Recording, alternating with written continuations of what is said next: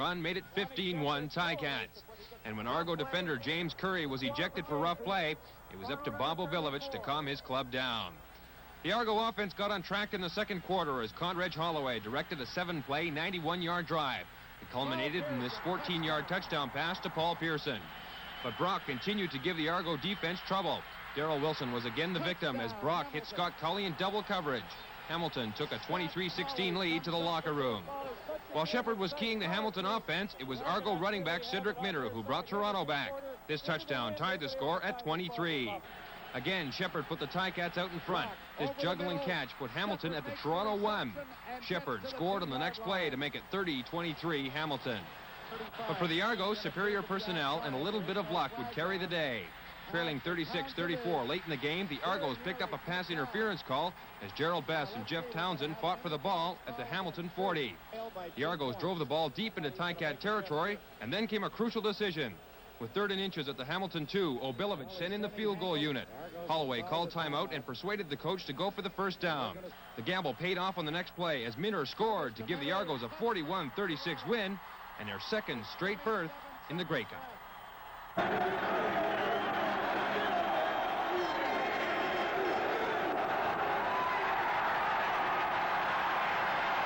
I'm glad it's over. Great comeback. I'm glad it's over. We won. We're going to the Grey Cup. We're going to the Grey Cup. Great win.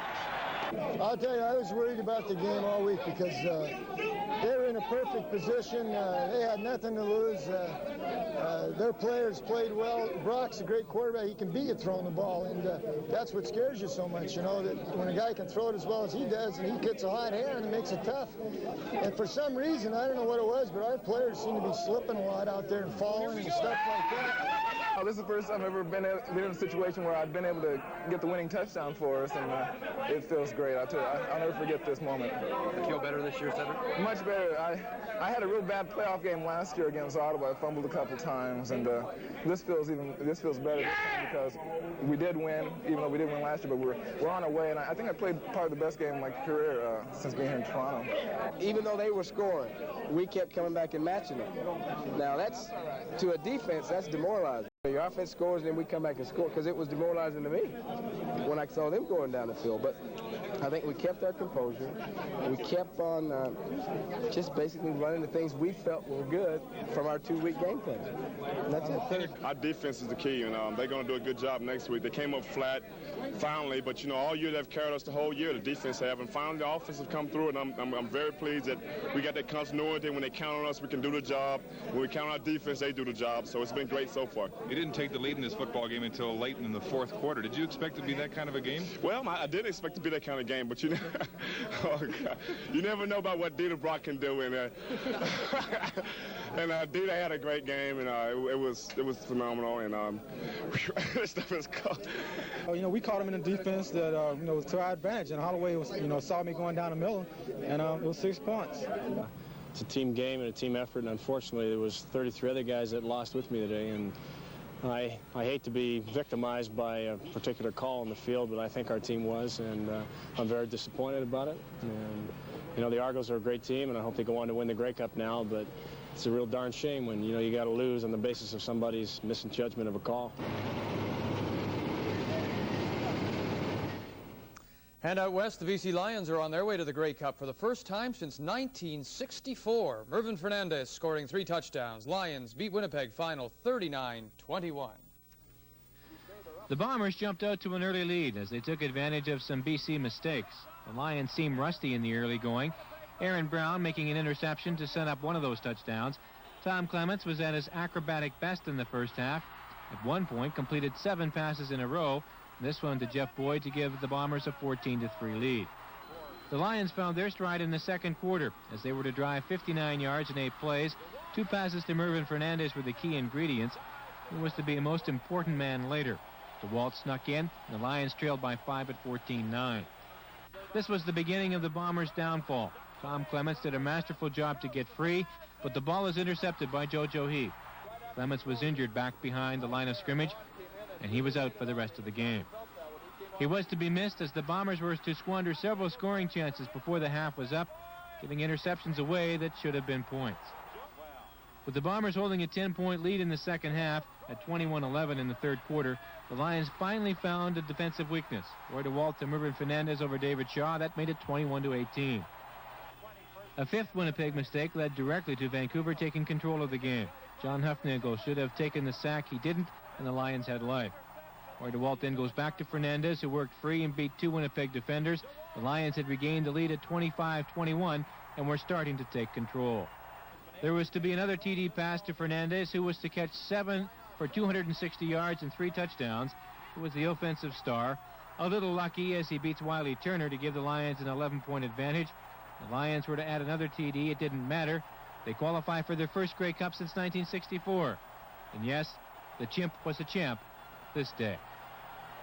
So next Sunday, Grey Cup 83, Argos, BC Lions at BC Place, the two best teams in the league meeting for the title. You couldn't ask for more, and you will see it all right here on Channel 5. We will have complete coverage of Grey Cup week and the game itself right here on CBC, your place to be. Still to come, a complete run. He was up against fellow American Gene Mayer in the final. Won in straight sets 6-4, 6-3, 6-4. This is match point, and it is worth $200,000. On the race front, Air Force One won the second at Mohawk tonight, returned 14.50 to win, and we have the finish.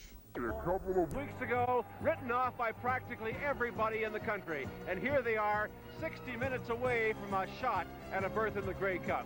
Let's go back over to the Argonaut bench and Bill Stevenson.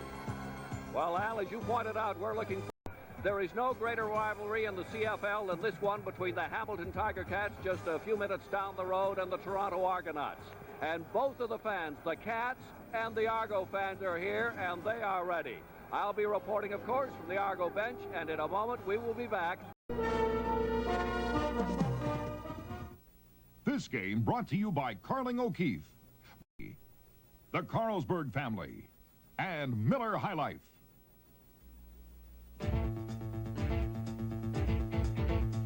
Carling O'Keefe Sports, your boxy to the CFL. I'm Pat Marsden along with Leif Pettersson. There are two things that could be factors in this football game this afternoon. One is the wind. Leif Pettersson, tell us about the other. Well, Pat, the situation is this. Dieter Brock has been in a Hamilton hospital since Friday morning with back spasms. He joined the team last night, hasn't practiced in 2 days, so his health at this point is really not known. I talked to Ray Jones, the trainer, before the game. He said Dieter will not be 100%. He didn't look too bad, though, in the warm-up. Well, there's no question about it that this is the biggest game of the year for both these teams. They're both ready. They both feel they can score a lot of points. And we'll have the opening kickoff in just... 12-4 on the season. Best record in the Canadian Football League. Ticats won only 5, but here they are. If they win it today, they go to the Grey Cup. With the wind at his back, Alysic puts it deep in the end zone, and Howard Fields on the opening play of the single point. Well, we mentioned that the wind was definitely going to be a factor. It was at Alysic's back, and you saw that he booted that one some backfield as well. Hamilton starts from their 35-yard line, first down. Give us to Shepard. And he picks his way to the 40 for a pickup. Rock's first pass complete to Keith Baker. He will step out at the 50-yard line with the first down.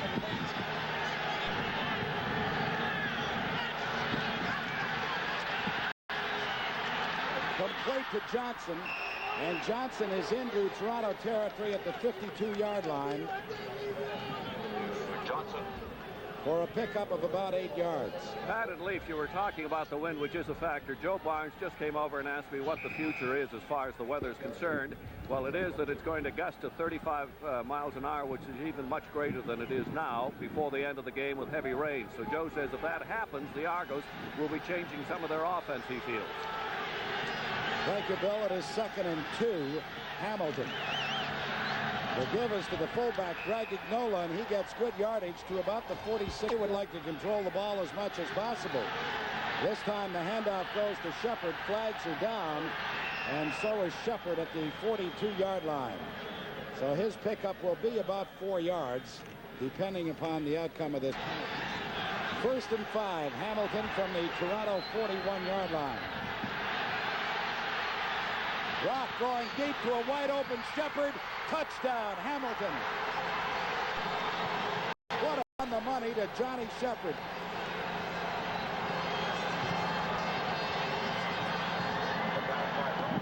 Well, no questions in the stands here. As you saw their reaction, Johnny Shepard just a little out and up down the sidelines. They fooled the Argonaut coverage. Not able to get over in time, 1 yards into the end zone. I think that shows you how Dieter Brock's back is feeling. He put that ball right on the money. He threw 3 times. He completed 3 of them for 59 yards with 12 minutes and 20 seconds left to play in this opening quarter. The Ticats have shocked the Argos 7-1. We'll be back. Tell me what. Well, he sent me on a wheel pattern, and the defensive back came up, and I was able to get behind him and beat him. Dieter threw a good pass. Well, Dieter didn't show any signs of a bad back on that. Ready. Good for you. All right. Townsend finally decides to pick it up inside the 10. He was hoping that the bounce, but Ruoff's ball just died at about the 9-yard line. Townsend then was forced to pick it up because, of course, it's live, and Argos are pinned deep in their own territory. Well, there's a look at how Toronto will start this ball game. Conrad Holloway will start at quarterback for their game.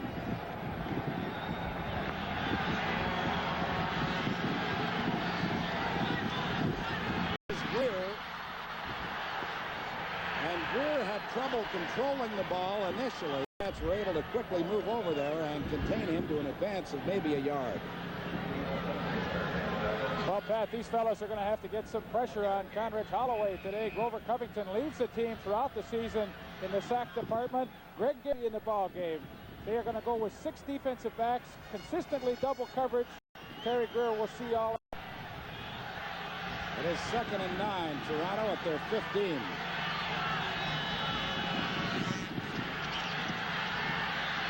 Holloway is going deep for Townsend. No good. A lot of attention to Terry Greer on that play. He drew 3 defenders. Does come open down the middle. We'll have to look for that later. I'm sure the spotters up in the booth noticed that, and they'll probably come back to. Pulisic stands at his goal line to boot on 3rd and 9 for Toronto. They trail 7-1. The Cats scored a touchdown on their opening drive. High to the sidelines, and look at this ball. It's back to the 20.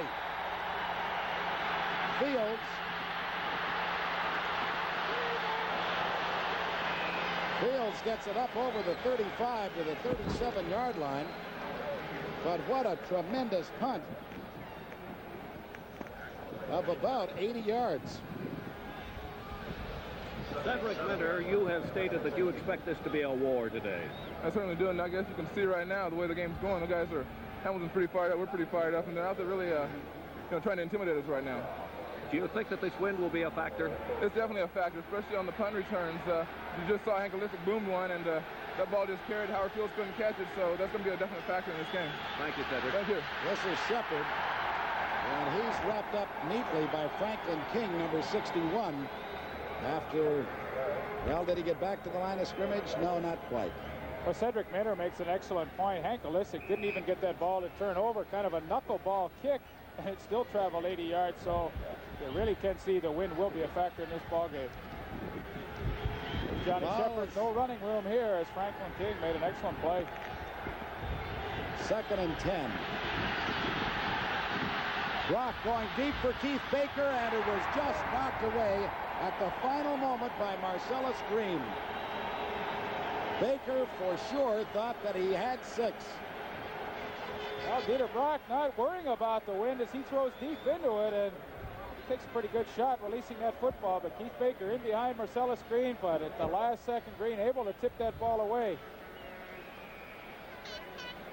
So Bernie Ruoff will be punting for the first time in this ball game, and he'll be booting it into the wind.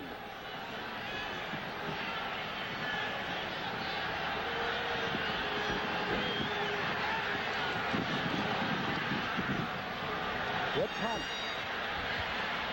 This is Minter from his 35. and he's out to the 40-yard line. So the Argos will have much better field position for this series of downs. It is Hamilton 7, Toronto 1, with 9:21 left to play in the opening quarter. We'll be back in just a moment. To them to try and relax themselves in appearances. You're right, Pat. They've done a good job. First down, Toronto at their 40-yard line. Holloway slips. And then goes down at about the 43-yard line. John Priestner was able to get over and get. Jan Currency, number 27, comes into the ball game to play that fullback spot. John Palizzetti is out. It is 2nd and 7, Toronto. They set up the screen to Minter. And Sauve was over there very quickly to drop him at about the 48-yard line, which will leave the Argos short of the first down, and the punting unit comes out on 3rd and 2. Olisic is punting.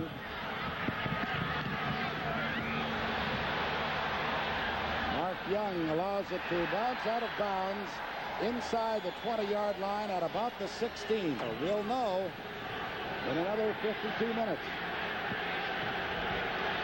First down, Hamilton from their 16. Johnny Shepard, the ball carrier. No place to go because Franklin King hopped on 7, Toronto 1. 2nd and 8, TigerCats. Brock going deep again for Baker. He's there. And he's into the Toronto 50-yard line. 42 yards the gain on the pass from Brock to Keith Baker. The Argonauts came with the blitz, trying to put some extra pressure on Dieter Brock, and when you do that, you're in one-on-one coverage. Keith Baker's as good as there is. A little stop and go had Marcellus Green completely fooled. Of course, the ball hanging up in the air with that deep wind, but what a big play for the TigerCats. Gets them excellent field position. They are at the Toronto 49-yard line with a first down.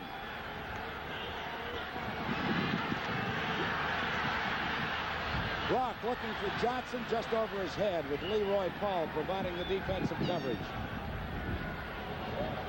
Ron Johnson had 53 receptions on this past season, 6 of them passes so far. Right over the middle, and the ball is dropped by Rocky DiPietro. One of the advantages, Leaf, of course, is the fact that the Cats with Dieter Brock have one of the few quarterbacks can, as they say, throw holes in the wind. So this strong wind doesn't seem to be... An indication maybe of the theory of the Argonaut defense. Anytime they get them in 2nd and long, they're going to come after them. Ruoff booted at 41 yards his previous punt.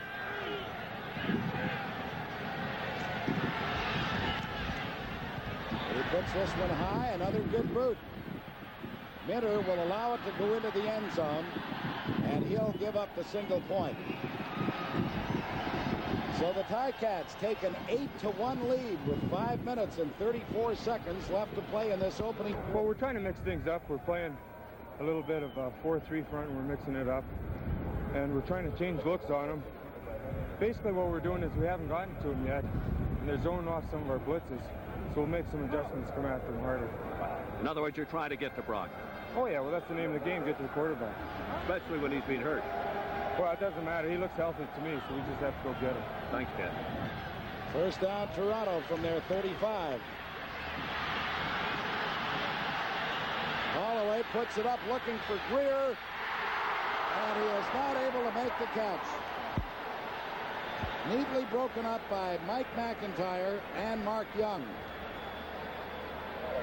Boy, it appeared as there was no way Terry Greer would be able to even have an attempt at this ball, but watch the effort he makes. He has it in his hands and just could not come up with a big catch there, but that shows you how elusive he can be. So it'll be 2nd and 10, Toronto, with 5 minutes left to play in this opening quarter, and Hamilton out in front, 8-1.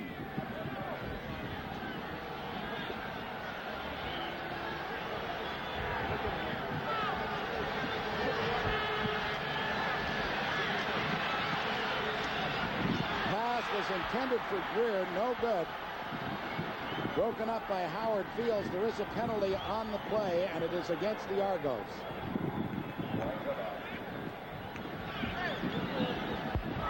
Holding. Toronto number 69. Decline. Third down. Punting situation. Well, there's Dan Ferrone. You see him holding, but boy, are they giving Terry Greer a rough ride trying to get downfield. They're bumping him, trying to knock him off his pattern. There's Howard Fields, comes up and gives him a chuck and then makes the play. So far, on both sides of the football, the Hamilton TigerCats have been very sharp in this first quarter. Howard Fields and Mark Young are back to receive. This will be Mark Young from his 30. And he gets to about the 39-yard line with 4 minutes and 14 seconds left to play in the opening quarter. It is Hamilton 8, Toronto 1, and we'll be back. You're doing a good job into that way. You're keeping it low. I have to. You know, everybody forgets I played in Winnipeg for 5 years. In Winnipeg, you don't go out and play without a win. I've been lucky both times now. The wind's died down a little bit just before I kicked it. And hopefully, maybe it's our turn today. There's some pockets in there that aren't as windy, isn't there? No, midfield 30. The far end zone is really tough. If you get down to this end, it's a little bit easier. Bernie, you guys are really fired up. We got to be. This is our shot. Respectability. This is our shot. Good luck. Thank you. The first down pass intended for Scott Colley sails out of bounds, so it'll be 2nd and 10, Hamilton.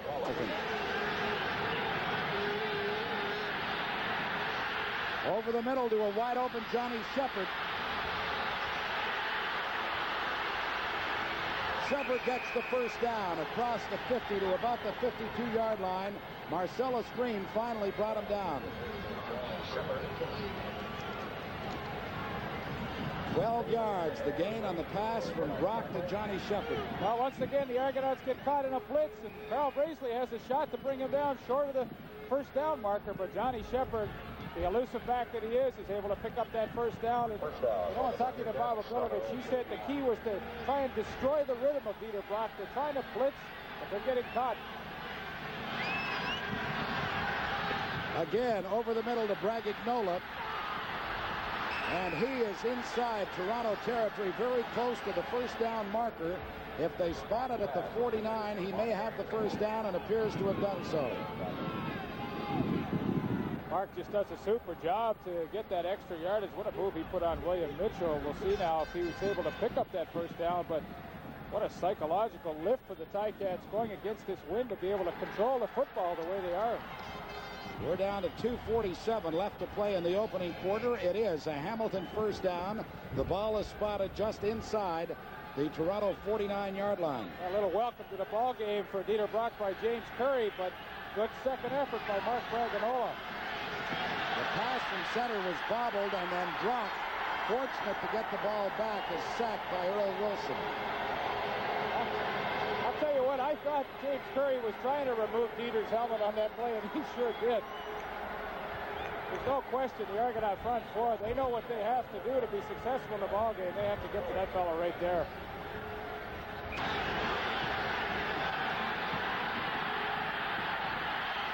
Looking for Ron Johnson, who's wide open and has it at the 27-yard line. Leroy Paul finally brings him down, but Johnson was wide open. 33 yards the gain on the pass from Brock to Ron Johnson. An excellent move by Ron Johnson to get open. Once again, Dieter Brock paying the price on those completions as he takes a shot from Rick Moore, but what an excellent pattern by Ron Johnson. Turned Leroy Paul around, and well, I'm just so impressed with the way they've come out here in the first quarter. Pat, I think that wind is increasing as the weatherman said it would. It seems to be getting stronger as this game progresses. First down, Ticats. Brock's pass to Keith Baker. He has it at the 5. And Green brings him down at the 3.5-yard line. Dieter Brock is just picking this Argo defense apart. Well, Pat, he's being hit after he's throwing the football, but the line is giving him that initial protection, and his receivers are doing an excellent job of getting open. They've really got the defensive backs guessing now. Keith Baker totally wide open against Marcellus Green. First and touchdown to go. Johnny Shepard, the ball carrier. Touchdown, Hamilton. There is a flag on the play.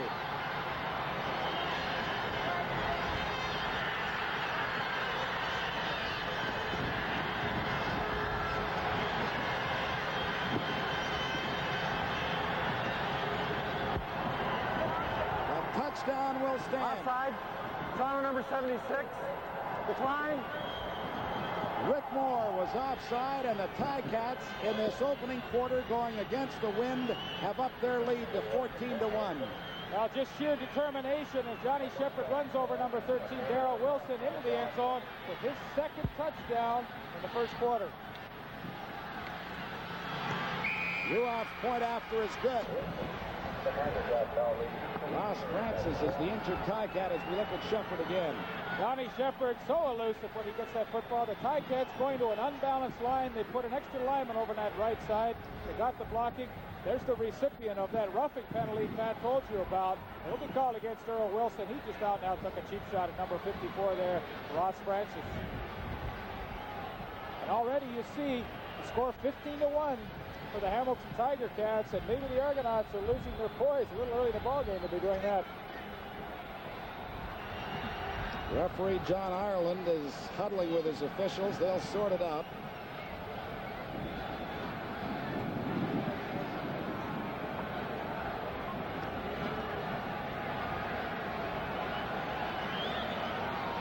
And if, in fact, they do get a 15-yard penalty, it'll certainly help out Bernie Ruoff's kick into the wind. Well, maybe this will help to relax Alberno a little bit. A 14-point lead.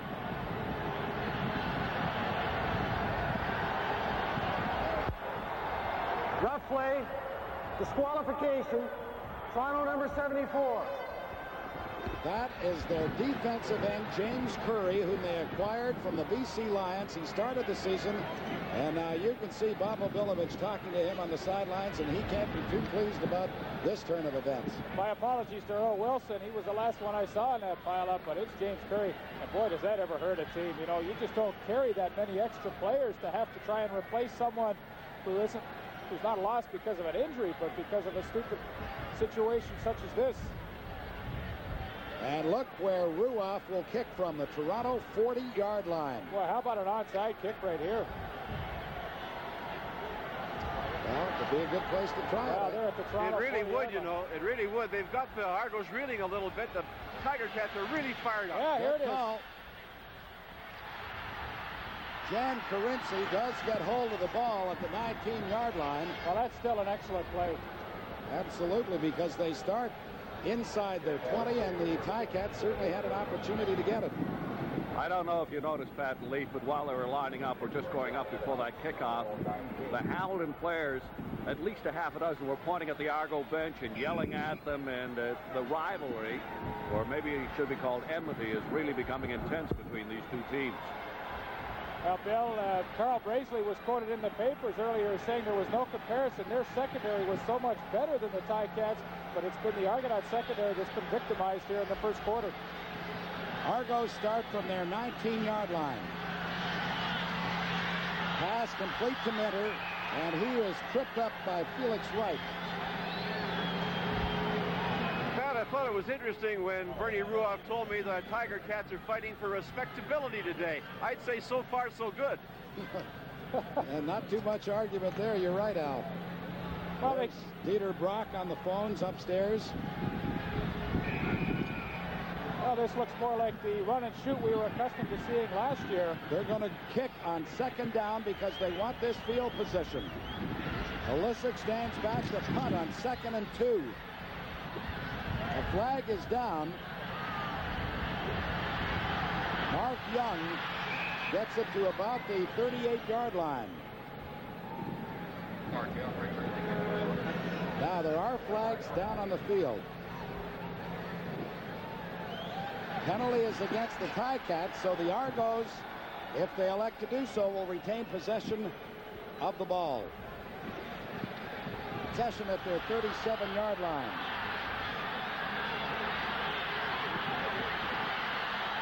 Wide open is Minter at midfield, and he drops the football. And so the gun sounds to end the first quarter of play. Hamilton is out in front of the Toronto Argonauts 15-1. We'll return with the second quarter in a moment.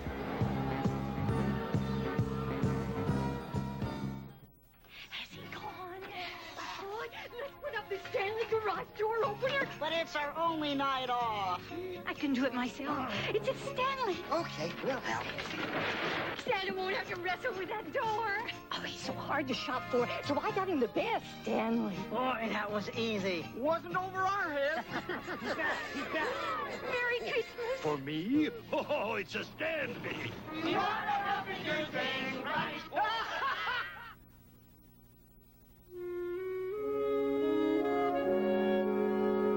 When I met Christine... Toronto supporters, and they're shocked because the TigerCats lead is 15-1. As we start the second quarter, Toronto has 2nd and 10 from their 37. Holloway's pass complete to Paul Pearson, and he gets to midfield for a Toronto first down. Only their second of the ball game. Now, this is the key in a game of this stature. If you can give your quarterback the time to throw, they'll complete some passes. That time, the Argonaut offensive line does an excellent job. Paul Pearson able to get open, really because they're paying so much attention to Terry Greer. There you see it. They're going to play him tough at the line of scrimmage. Mark Streeter knows he's got to help deep. First down, Toronto at midfield.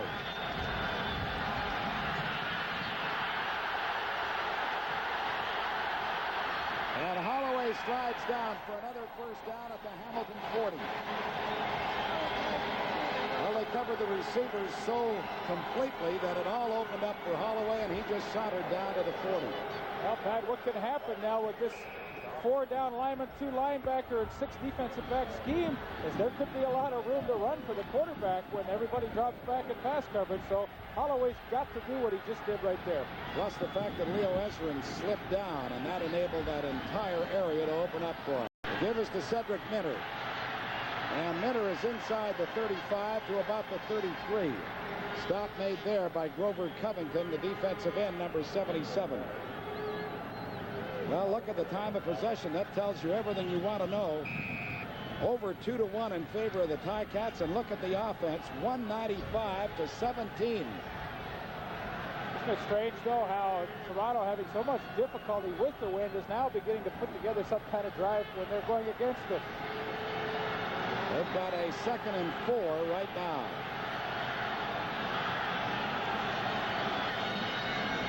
Jeff Townsend. And Townsend is inside the 15-yard line to about the 14. Brought down by Mike Walker, the defensive tackle, number 61. The gain is good for 19 yards. And actually, he is down at the 14-yard line.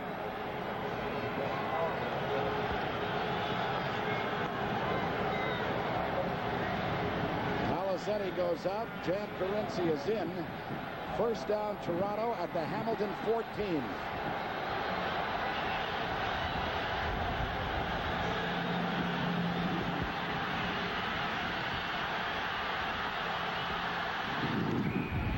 Holloway dives to about the 10-yard line, so he'll pick up 4.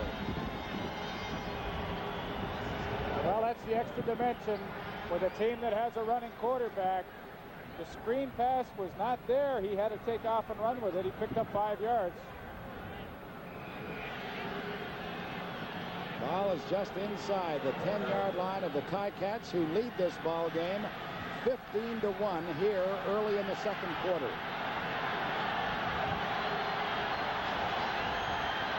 Paul Pearson goes in motion. The give is to Jan Carinci, but there are flags down.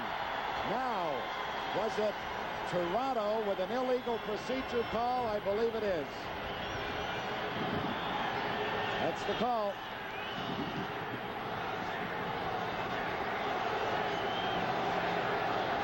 Well, what a big penalty that is.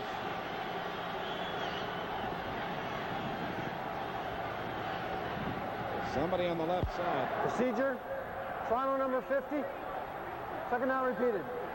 Tom Trefo, number 50, on the left side. He's the left tackle, moved a little early. So make it 2nd and 10.5 yards to go. Toronto, the ball at about the 15-yard line. Well, you just saw it in the bottom of your screen. Trefo jumping a little early.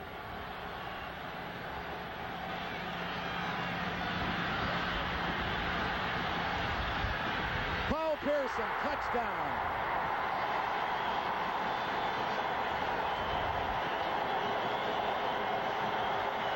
And the Argos come back.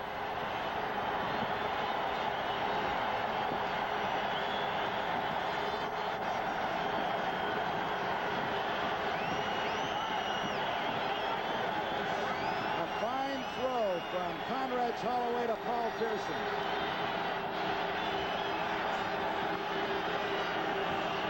Well, that's what these fans came to see here at Exhibition Stadium.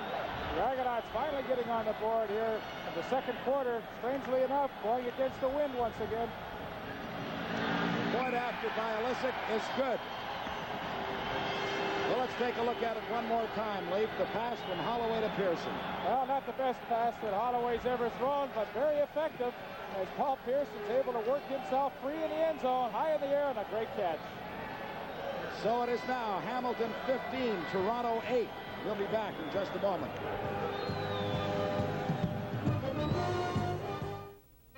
I can see it. Brawn.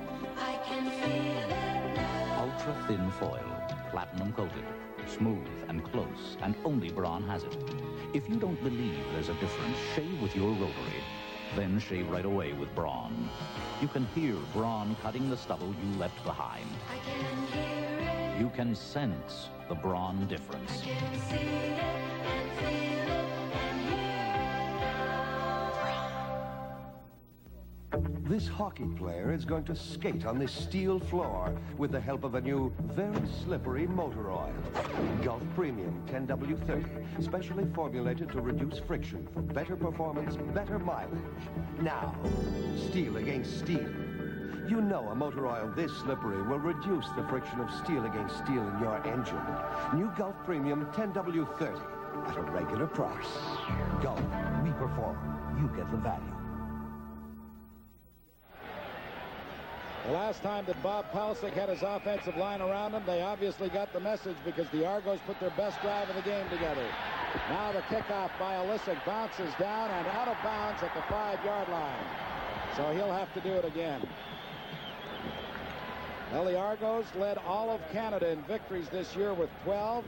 They got off to a disastrous start as Hamilton really controlled the ball against them.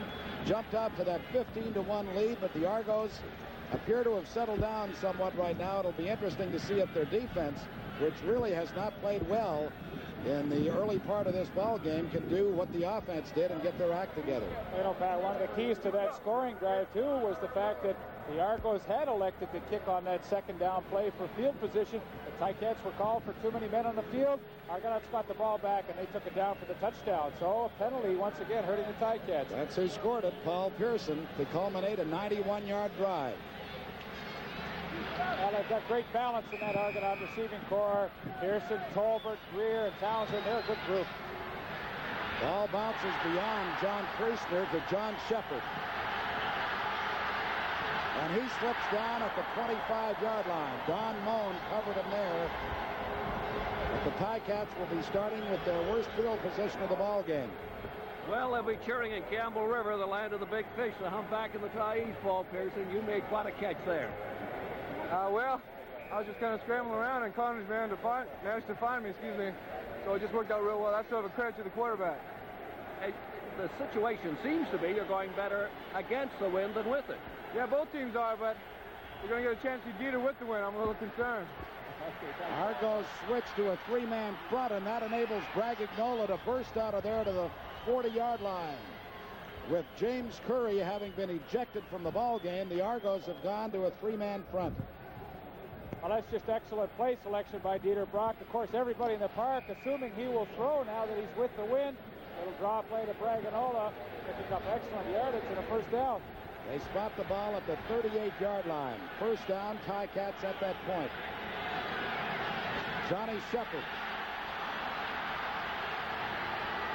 And Shepard is out over the 40 to about the 43 for a pickup of 5. Well, Don Moan, who's into the ball game now because of that 3-man front, number 36, he's the one that made the tackle. But this is not a defense that they would like to be in. They want to have that front four. They no longer can do that with Curry out of the ball game.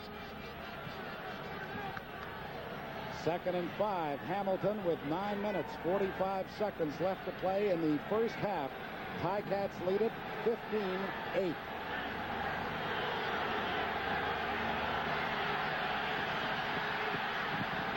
Brock's throw is complete to DiPietro for the first down at the 53-yard line.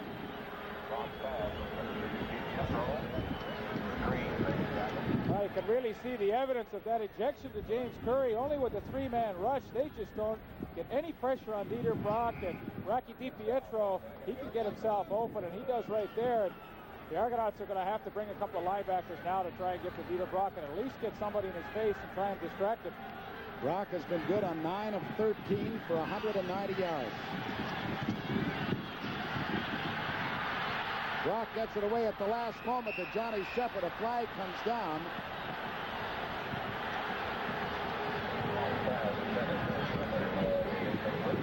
Johnny Shepard and Darrell Nicholson, the middle linebacker, were having a little set-to going down the sidelines. Let's see which way they call this one.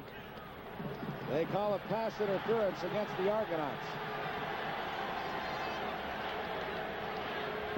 Forward pass interference. Toronto number 2, first down.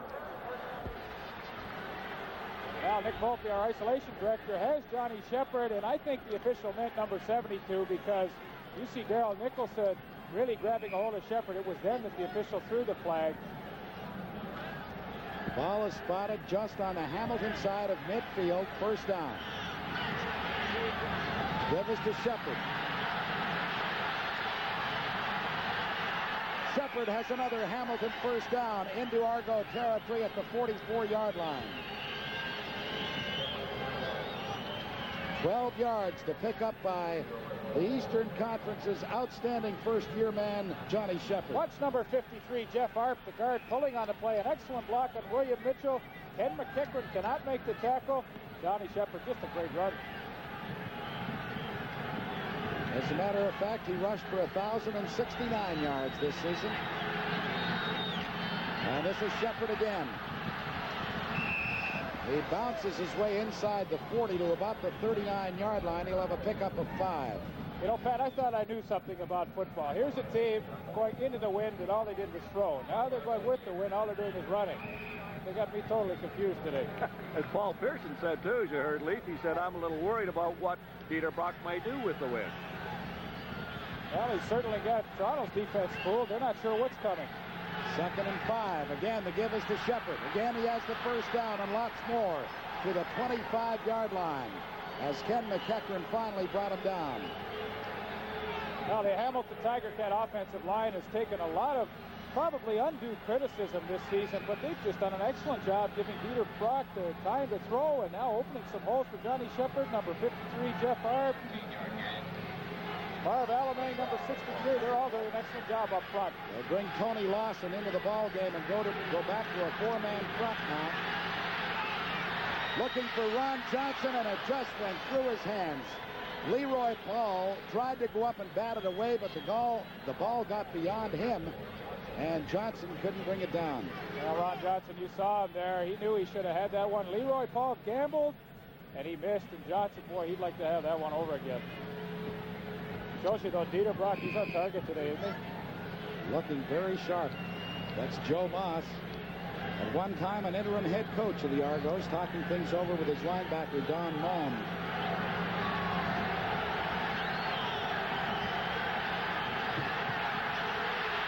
Brock's throw into the middle to Bragignola. And he's down to about the 12-yard line for another first down. William Mitchell brought him down at that point.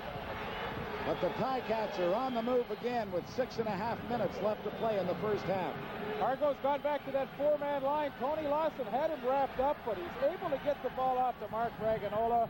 What an impressive drive they've put together. TigerCats 15, Argonauts 8. First down, Hamilton at the Toronto 12-yard line.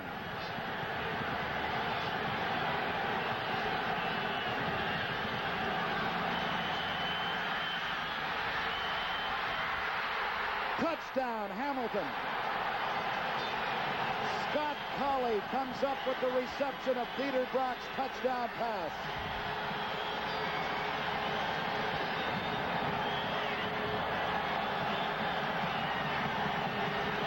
Brigham Young University, Scott Colley, had only 2 touchdowns during the regular season, but he comes up with a big one here this afternoon.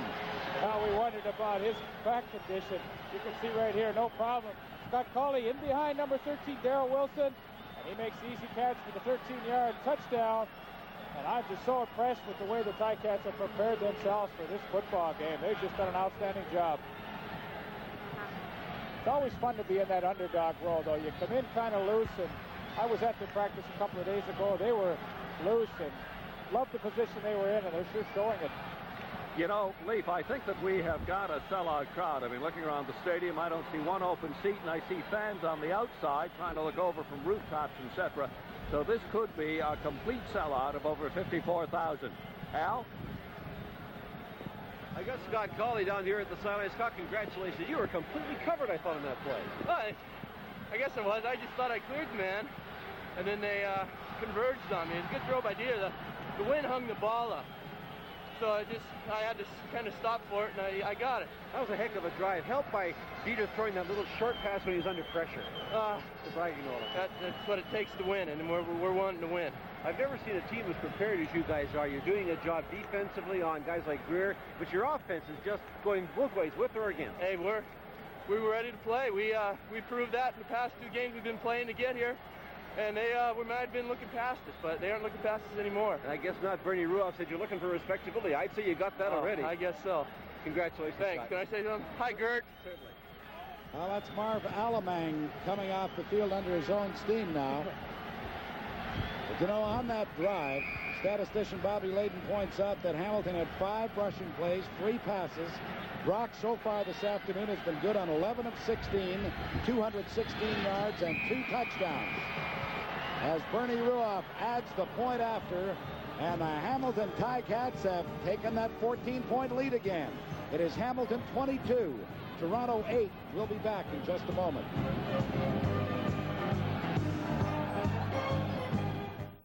Carlsberg Light. All right. People here say it's one good beer. Carlsberg Light. All right. Cold as ice. It's one real good beer. Crack a cold one now and see why it's that light, refreshing taste for me. Carlsberg Light. All right. Raise a cheer for good beer. When Apple invented the personal computer, we were all alone in the world. But soon it seemed that everybody was trying to build a better Apple. Well, somebody finally did. Lisa from Apple. So advanced it puts us right back where we started. Alone again. Soon there'll be just 2 kinds of people. Those who use computers and those who use apples.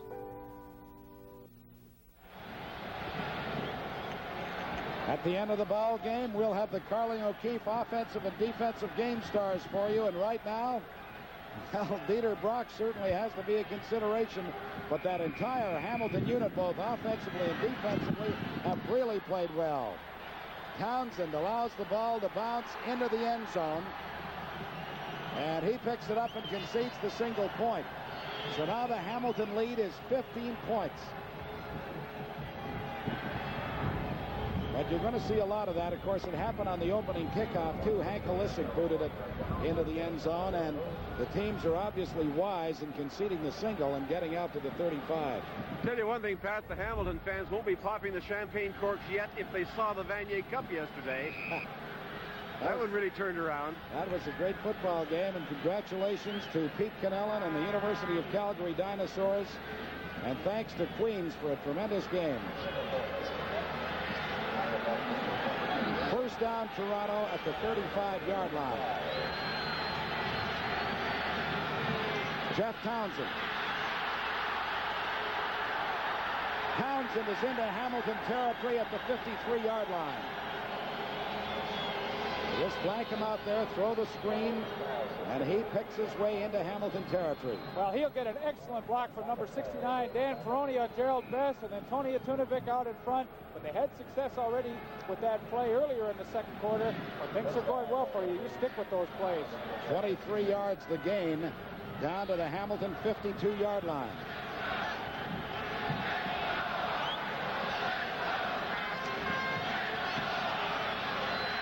The screen to Minter. And Minter fights his way to the 38-yard line for another Toronto first down. John Priestner, the middle linebacker, finally halted him. But this is the kind of game we expected. Now there's Minter faking the block, sneaking out. He gets a block out in front, number 44, Mike Hamilton. And then good second effort. The Argonauts back-to-back first downs. Pick up 14 yards on the play. They have it at the Hamilton 38-yard line.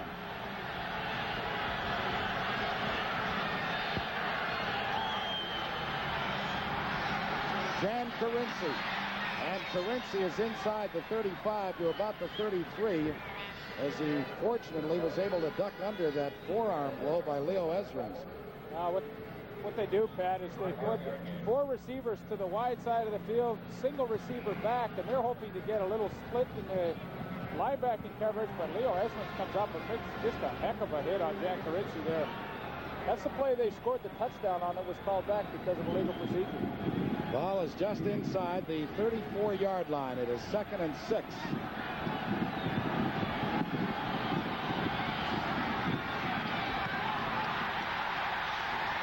Pass is complete to Townsend again, and he's inside the 25 for another Toronto first down. Mark Streeter brought him down. Now we've got a penalty on the play, and they bring the chains back. They had already moved them. Procedure call against the Argos.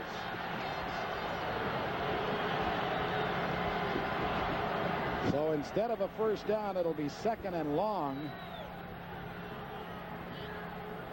Back at the 39-yard line. Procedure, Toronto, no end. 2nd down repeat. Argos didn't have enough men on the line of scrimmage, so the penalty makes it 2nd and 10. Boy, that hurts. Already one penalty's cost them a touchdown, and now that illegal procedure penalty cost them a first down. Hamilton 23, Toronto 8. 2nd and 10 Argos at the Hamilton 39. Holloway's pass is complete to the 23-yard line for a first down to Emmanuel Tolbert, his first catch of the afternoon. Well, when you give Condredge Holloway time to throw like that and direct his traffic, you're going to have some success. Emmanuel Tolbert just moves around until he finds an opening. So with 3 minutes and 3 seconds left to play in the first half, Hamilton continues to lead the Argonauts 23-8, and we'll be back in just a moment.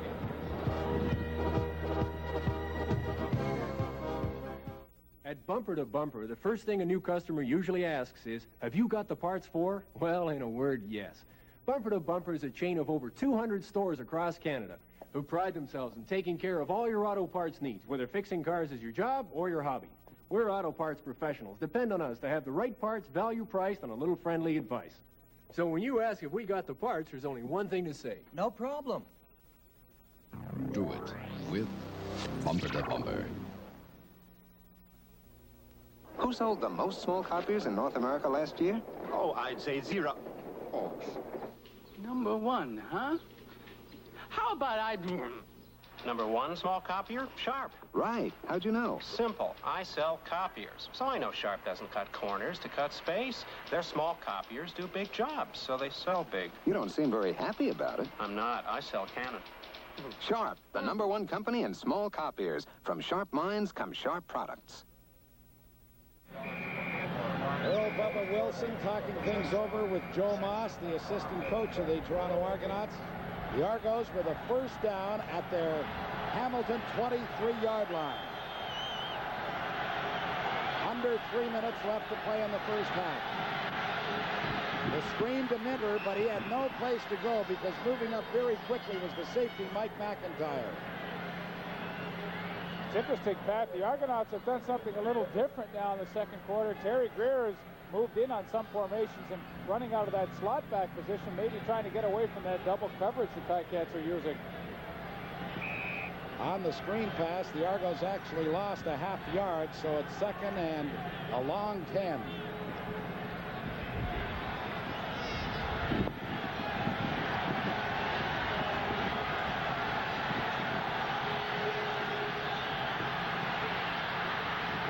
under pressure, gets it away to Greer, touchdown. Oh, Terry Greer did a good job. He had to turn both ways to get the ball.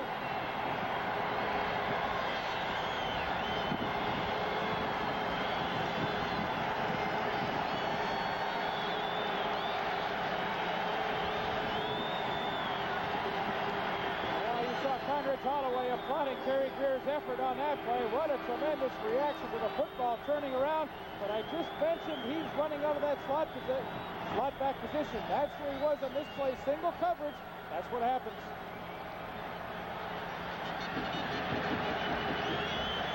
Hank Olisic's point after to come. It is good. So now the Hamilton lead has been cut. It is Hamilton 23, Toronto 15. We'll be back in a moment.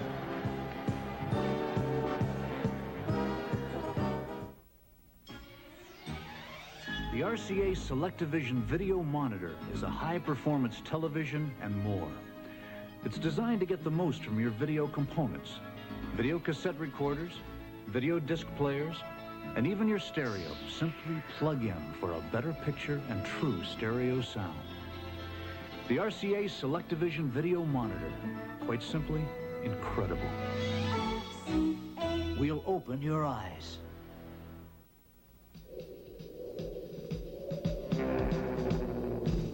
You're in control.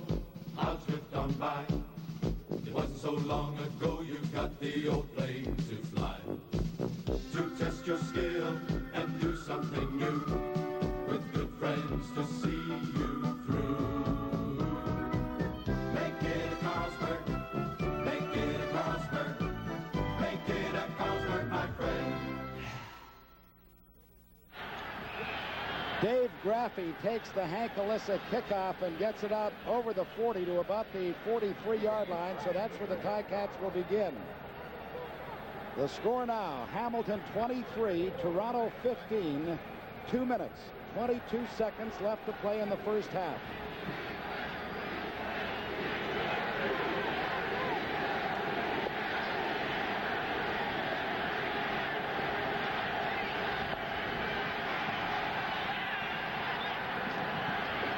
Johnny Shepard, the ball carrier, nowhere to go. Shepard did a good job to get a couple of yards because he was completely closed off on the initial play. He reversed his field and was able to get to the 45-yard line before William Mitchell, the linebacker, brought him down. Pat, it is now starting to spit just a little bit. That rain that was predicted by the weatherman has started very lightly. Now, Ken McEachran does an excellent job to force that play back the other way, and then William Mitchell cleans up. Keith Baker makes the catch for the first down at the Toronto 54-yard line.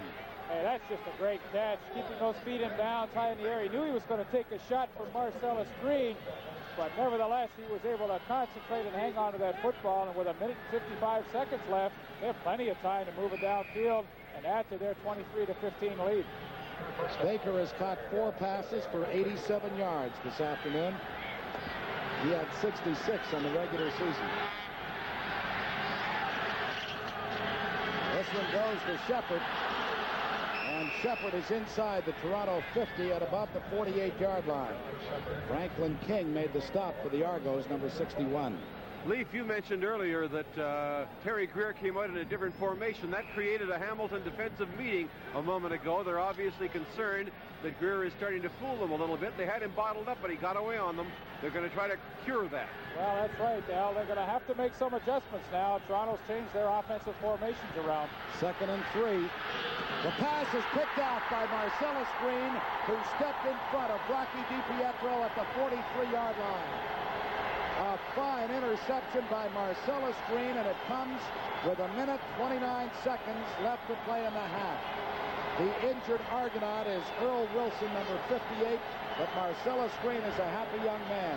Well, there haven't been many big defensive plays here in the first half, but what a tremendous effort by Marcellus Green on that play, anticipating stepping in front of Rocky DiPietro. And now with the minute 29, the Argonauts still have some time to move that ball downfield.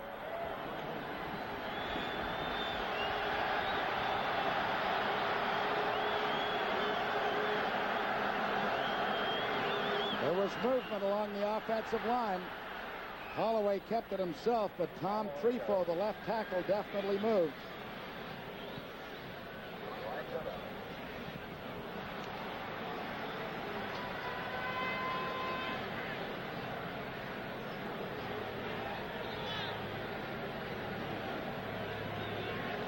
The option, of course, belongs to Hamilton. Do they want his gain of 3 yards to stand?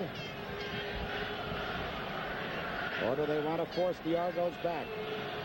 And that's what they're going to do.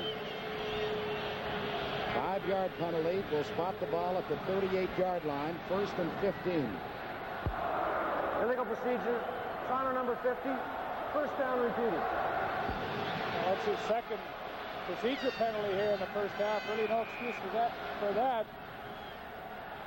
So once again, here's Terry Greer lined up in that slot back position. Let's see if Hamilton has made an adjustment to that.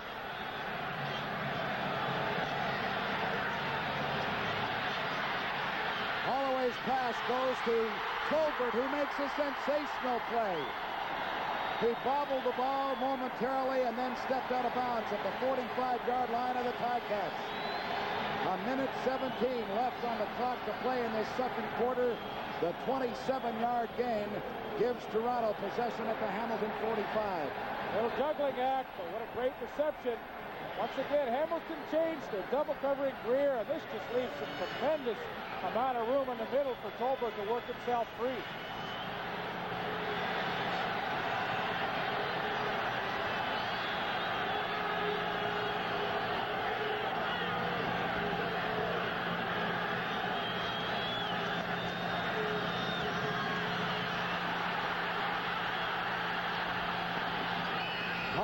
Inside the 40 to about the 38-yard line. A good job by Cedric Minter. He was going to throw a block on John Priester, but he realized it would have been a clip, so he held up. It sure looked like there was a little more running room for Holloway than what he picked up. Only 7 yards on that play. It appeared as though he might be able to go a lot further than that. A minute left to play in the second quarter as Carinci comes in. Palazetti goes out. Second down, 3 yards to go.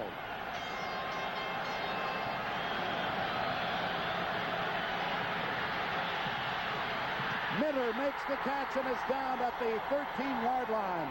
Holloway threw it on a rope.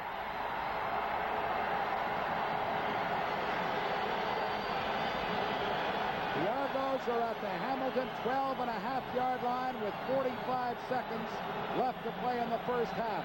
Pat, once again, the key, Holloway having the time and the protection to throw that football. When you've got that amount of time, those receivers are going to work themselves free. Cedric Minter was able to do so. 26 yards the gain. The clock is running. 35 left to play in the half.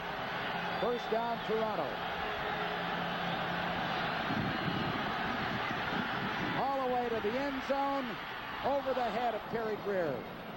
It stops the clock with 24 seconds. Oh, what a first half this has been. Boy, oh boy. Well, we saw a great Vanier Cup yesterday, seeing a tremendous Eastern final here in Toronto this afternoon. 24 seconds remaining. 2nd and 10. A lot of offense today.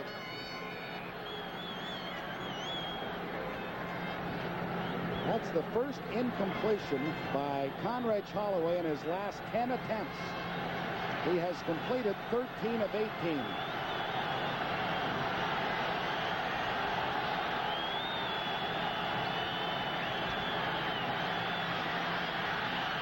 Looking for Tolbert. He couldn't make the catch. He was in behind Felix Wright. But he tried to one-hand it and couldn't do so. So Hank Kalisic and the field goal unit comes out onto the field with 18 seconds left to play in this second quarter.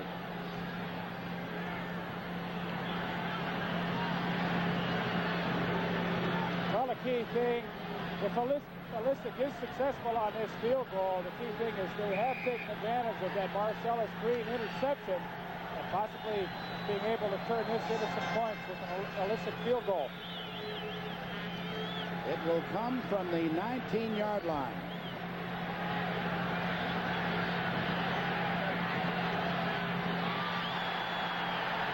And it is wide. but it goes for a single point. So the Argos have drawn to within a converted touchdown, but the TigerCats have to be pleased at the turn of events that saw them slam the door on the Argos when it looked as though they were going in for a major score. Well, really, from 19 yards, you assume that that's automatic, but I guess we can't take those things for granted. There you see it, 23-16. I'll tell you, Leaf, a club that's getting a lot of pride out of this is the defensive squad of Hamilton. They only had one Eastern All-Star to the Argos 8, and they played extremely well. Peter Brock will not play games here. He'll just take the ball and ground it. He drops back to his own 31-yard line, and 10 seconds now show on the clock. Well, Bill, you're right. When your record's 5-10-1, you're not going to have too many guys on that Eastern All-Star team. That's true, but they're not playing like a club that won only 5 games, nor have they in the past 2 or 3 games this year. Well, that's for sure. There's Joe Barnes talking it over with Conrad Holloway. And, you know, it was funny. Bob Obilovich was saying what a great asset it is to have Barnes on the sidelines because he's right into the game. As Brock grounds the ball once again, and the first half comes to an end. The Hamilton TigerCats lead the Toronto Argonauts 23-16. In a moment, yesterday in the CFL with Anna Stukas.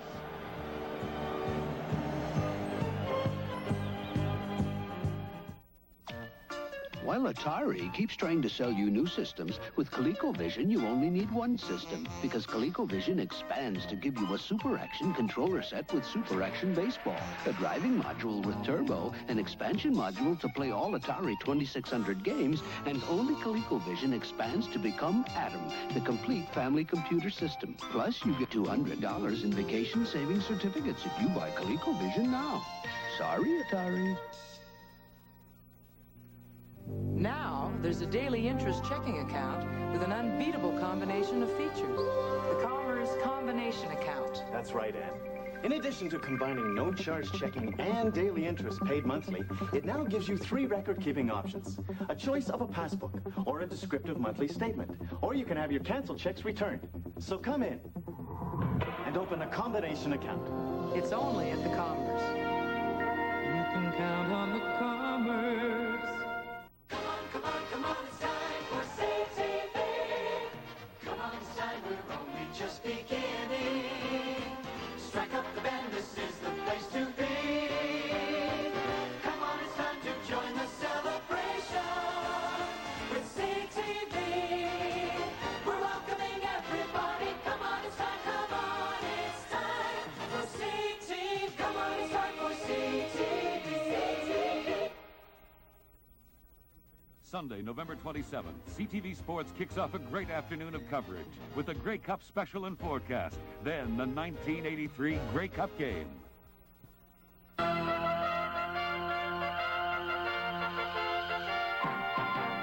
In a football career that spans over 50 years, he played more positions, managed and coached more than anyone in the CFL. As a player with the Argos in the 30s, he led them to 2 Grey Cup victories. As a manager and coach, he was named to the Canadian Football Hall of Fame. As a journalist, he is a member of the Football Writers Hall of Fame. We'll meet the great Stuke as Carling O'Keefe Sports presents Yesterday in the CFL.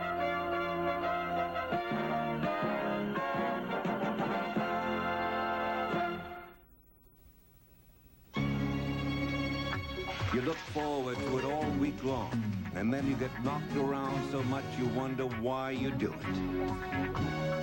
But right from the first time you played, you knew you'd found your game. And right from the first time you tried OV, we'll bet you'd found your beer. That's why you just say OV for that great tasting beer. OV, OV, oh yeah, you just say OV. If one was asked to pick the all Mr. Everything in Canadian football, you'd have to rank Anna Stukas as high or higher than anybody else in the history of the Canadian game. He played every position in the backfield. He revived and rebuilt 2 football teams, and he promoted the game above and beyond the call of duty. He was a coach, a player, a builder, elected to the Hall of Fame in 2 categories, a writer, broadcaster. He was everything. There was only one Big Stuke.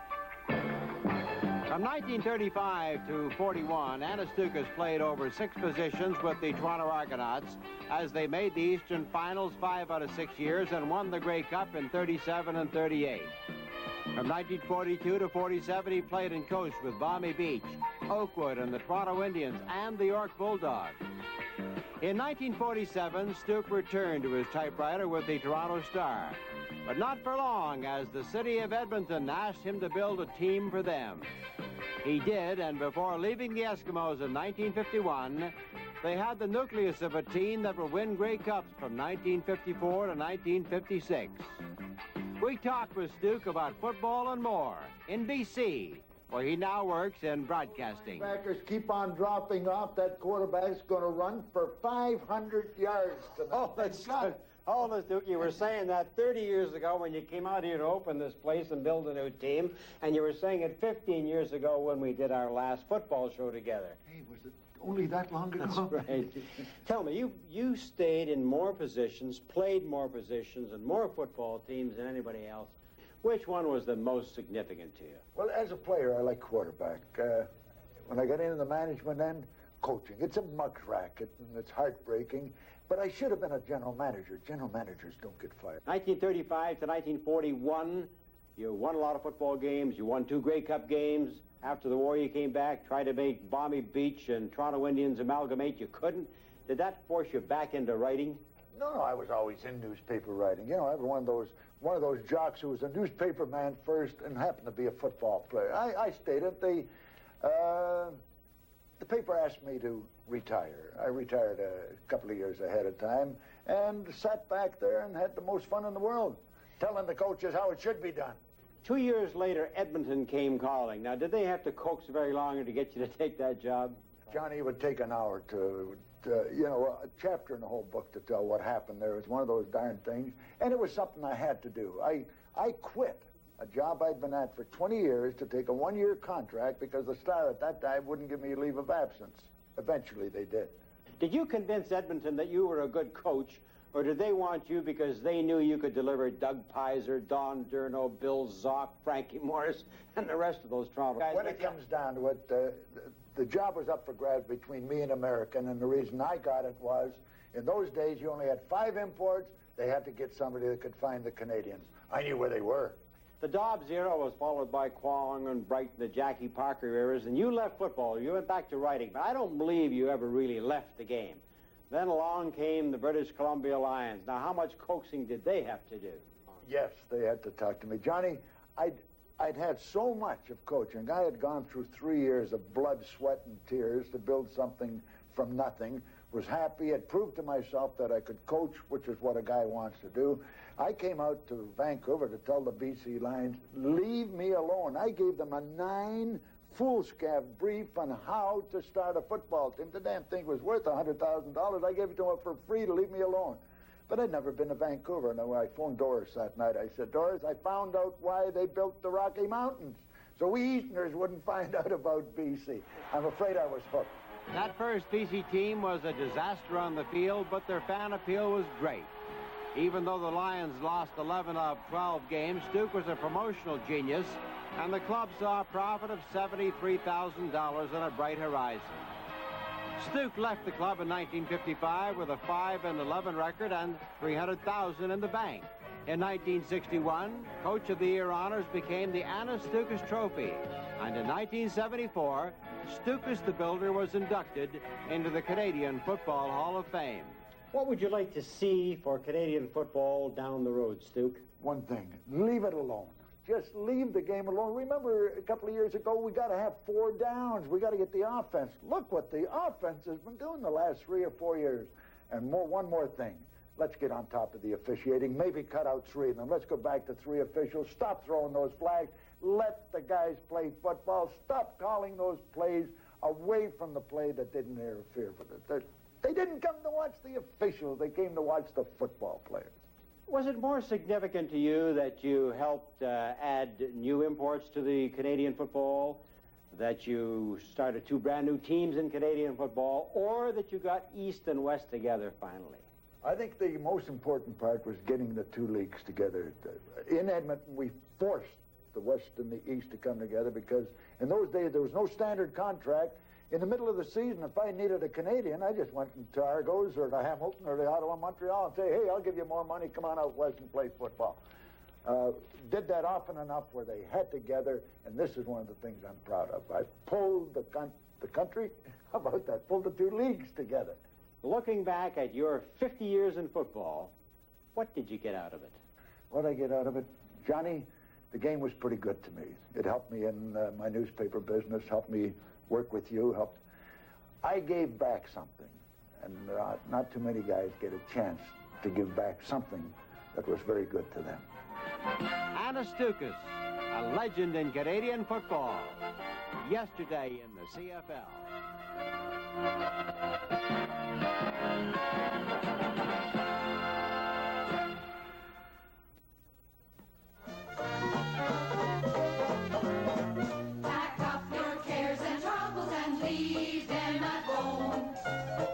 We got the streaming popular game and the dome. Vancouver in November is the place to be. Strike up the band for you and for me. It's fanfare time in beautiful BC. Excitement. Nobody's got it like Pontiac.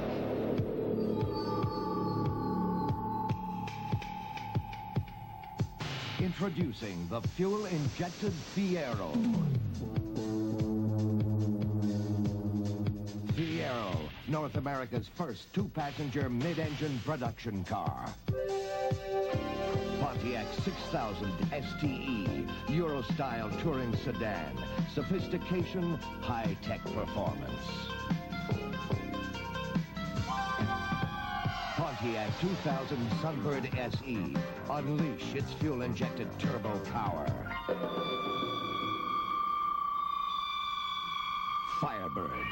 Feel the rush of pure excitement with Trans Am. For 1984, Pontiac builds excitement. This is the CTV Television Network. You are tuned to CFTO TV Channel 9 in Toronto, Cable 8.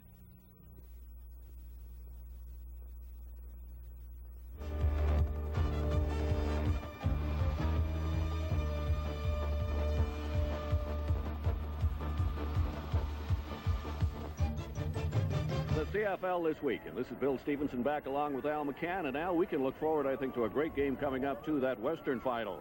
I'll tell you, the Winnipeg Blue Bombers, they've overcome adversity all year long. Quite a story with Cal Murphy, you know, and last week, of course, they were again in the spotlight as they ended the Eskimos' reign of terror convincingly with a 49-22 victory, knocking the Eskimos out of contention, and in the process, the Bombers swept the Rothman Stars of the week. Who else? Quarterback Tom Clements was the top man. He was just superb with 21 completed passes for 445 yards and 3 touchdowns, pinpoint sharp as the Blue Bombers had it all their own way in qualifying for the Western Final, and no doubt about the fact that Tommy Clements, number 2, was the offensive star for Rothman. His offensive center, number 43, John Bonk, came up with another outstanding game, anchoring that fine Winnipeg front wall and providing lots of protection for Clements, the lineman of the week, John Bonk. As far as defense was concerned, it was number 20, Donovan Rose. He completed the Bomber package with a knockdown and a key interception as Winnipeg dominated the Stars for the second time this season. From the Rothman Stars, it's only appropriate that we go to the Player of the Year for the Toronto Argonauts. Nobody else, of course, but Terry Greer. To make the presentation, Rick Scully, who is the marketing director for Carling O'Keefe. Rick? Terry, on behalf of Carling O'Keefe Breweries and the people at Carlsberg, it's my great pleasure to present you with the Carlsberg Argonaut Player of the Year Award for outstanding season. All right, thanks a lot, Rick. I really appreciate this. This is going to have a lot to do with our team's success that we've had this year. It's been a great feeling. I feel even that much more better because of the fact that we have had success, and it's a real good feeling. I'd just like to say thank you to all my teammates, coaching staff, and the Carlsberg people, and all the many fans that's really inspired me to do as well as I had this year. Terry Greer, our congratulations. You have just had a standout year, the Player of the Year for the Toronto Argonauts. Thank you, Terry Greer. Okay, thank you, Bill. All right, Terry. All right. Friday night, the Shenley Awards were presented. The Eastern Division Rookie of the Year for the Frank M. Gibson Trophy was Johnny Shepard of the Hamilton TigerCats. This Livingston University grad has been quite a story. He rushed 197 times for 1,069 yards, 6th in the East in receiving, 2nd in kickoff returns, Rookie of the Year in the East. It is Johnny Shepard. The Leo Dandurand Memorial Trophy was next. It was presented to the Offensive Lineman of the Year, Ottawa's Rudy Phillips. Rudy is the second double winner of the Lineman Award, emulating his former teammate Val Belcher. He's an all-star for the second year, and great blocking one of the reasons that Skip Walker has had such success with Ottawa this season. The defensive player, another Ottawa player, James Caffrey Award, went to Greg Marshall, the superlative defensive end, an all-star the last 3 years. He led the Eastern Conference in sacks, 16.5 this year. Greg Marshall, defensive player. The Lou Heyman Trophy for the Canadian Player of the Year went to Denny Ferdinand of Montreal Concord. A Montreal junior grad, he went 603 yards for 5 touchdowns and led the Eastern Conference in kickoff returns and improved greatly during the second half. But the Jeff Russell Memorial Trophy, the number 1, the most valuable player, Terry Greer, who rewrote the pass receiving record book. His most significant, 2,003 yards, shattering Hal Patterson's record, and 113 receptions. And Bill, what a treat for the fans next week as we wrap it all up in Vancouver. The Grey Cup replay from '82, the big parade, and all of the festivities of the Grey Cup game. It should be lots of fun. The CFL on CTV continues in just a moment. Winter, and Michelin engineers push themselves to the limit in the relentless pursuit of a winter radio with exceptional traction, handling, and safety. Result, the Michelin X MS1 with an aggressive tread that holds the winter road in a firm embrace. The Michelin X MS1, the winter radio. Michelin standards make all the difference. The future has landed at Zellers. A future of knowledge, of education, of entertainment. Introducing Tronics, the new computer department at Zellers with amazing technology at even more amazing prices.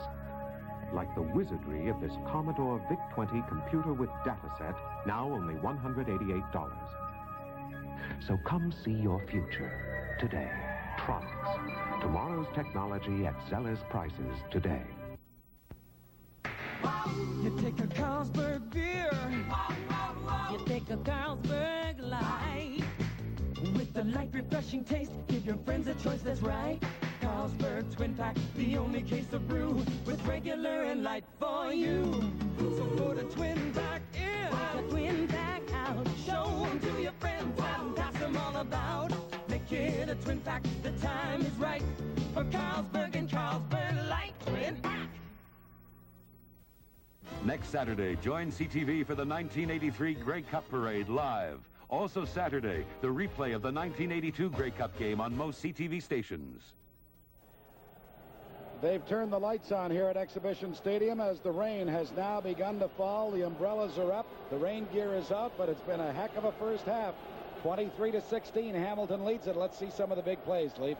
Well, Pat, there's no question. We wondered how the TigerCats would maybe start off in this ball game, Eastern final, everything, but they gave us a great indication on their very first possession, a 41-yard touchdown pass to Johnny Shepard down the sidelines, getting in behind the defensive back Darrell Wilson. 2 possessions later, Johnny Shepard again, this time running the ball into the end zone. The TigerCats jumped out to an early 15-1 lead at this point. The Argonauts, however, they came back too. It took them until the second quarter. Looks like we're having a little technical difficulty. We have the play now for you. Not a great pass by Holloway. Nevertheless, Paul Pearson able to make the catch. But, you know, the TigerCats just come right back. Excellent play selection by Dieter Brock. Another drive culminates in the 13-yard touchdown reception by number 25, Scott Colley. The Argonauts did a great adjustment. They put Terry Greer inside at the slot back position. They take advantage of it. They finally get one-on-one coverage. He's in behind number 28, Felix Wright. Touchdown, halftime, 23-16. This is the CFL on CTV. We'll have the second half in a moment.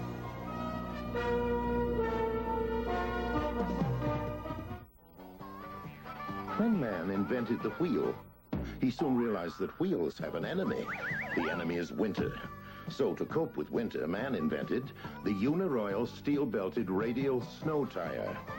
On ice and snow, Uniroyal M&S Plus steel radials have proven they can turn the trick in man's annual contest with winter. Uniroyal, from the first man, the last word in steel-belted radial snow tires. 'Twas the night before Christmas, and... Ouch! Oh! And then, ho ho, Mrs. Claus surprised her mate with a Black & Decker workmate. And from that day on, Santa could guide his saw, hold in a vise all that he held dear, and make his Black & Decker power tools work better than ever. Could your Santa use a workmate? You got it made with Black & Decker.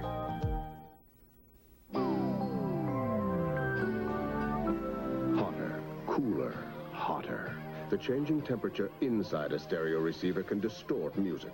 So Technics introduces the computer drive receiver with a microcomputer to control temperature, actually stopping distortion before it starts. For performance few receivers approach.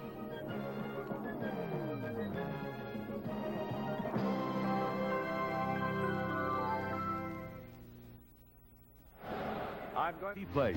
Join CTV's 1983 Grey Cup weekend with the annual parade and the Grey Cup game, November 26th and 27th. Hamilton leads at 23-16 as we prepare for the second half, and there's a look statistically at what happened in the first 30 minutes. Boy, an awful lot of offense. 286 for Hamilton, 237 for Toronto. And what can you say except it was a great 30 minutes of entertainment. The Argos have elected to take the wind in the fourth quarter. So they will kick off now to Hamilton, who will have the wind and the ball to start this second half. Shepard from his 12-yard line. And he slips down at the 20, and now a flag comes down as well.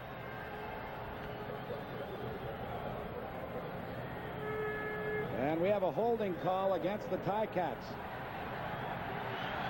So they're going to start off in a real jackpot here to start the third quarter. You know, Pat, I like the Argonaut decision, taking that wind in the fourth quarter. Holding. Hamilton, number 17. First down. They do trail by 7 points, but psychologically, if they can hold the TigerCats here in the third quarter, you always like to have the wind at your back going into the final quarter of any game. Hamilton starts from its 10-yard line. The give is to Shepard. And Shepard is wrapped up early. Got maybe to the 11, not much further. Franklin King and William Mitchell, 61 and 39, there to bring him down. Well, the Argonauts are starting in that 4-3 alignment here in the third quarter. Tony Lawson, number 77, in at defensive end, replacing James Curry, who was ejected earlier in the ball game.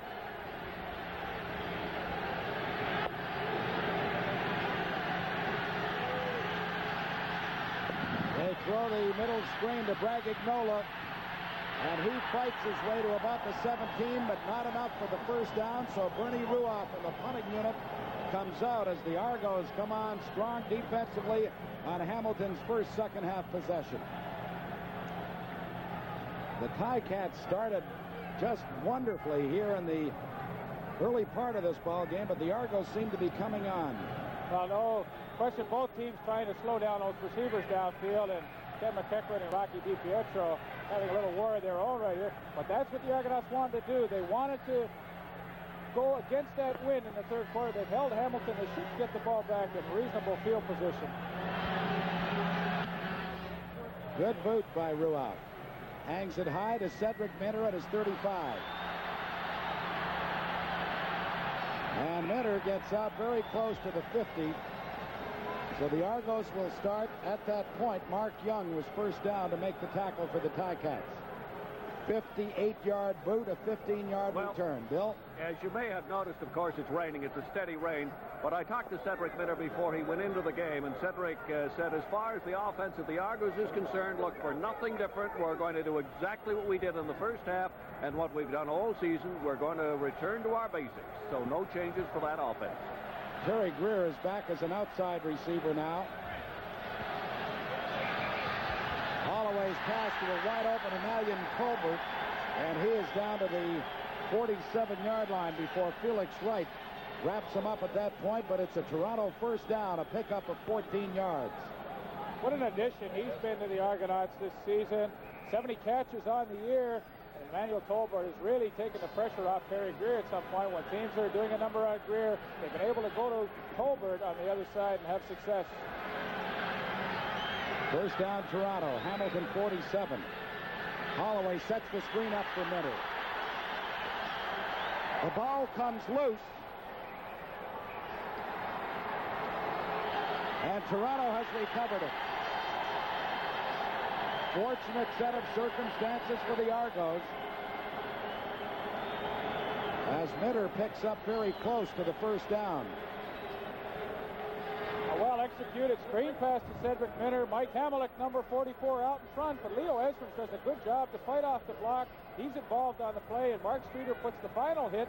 It causes the ball to come loose, but fortunately for the Argonauts, they're able to recover. You have a better chance to see who made the recovery. Could have been Mike Hamelick, number 44.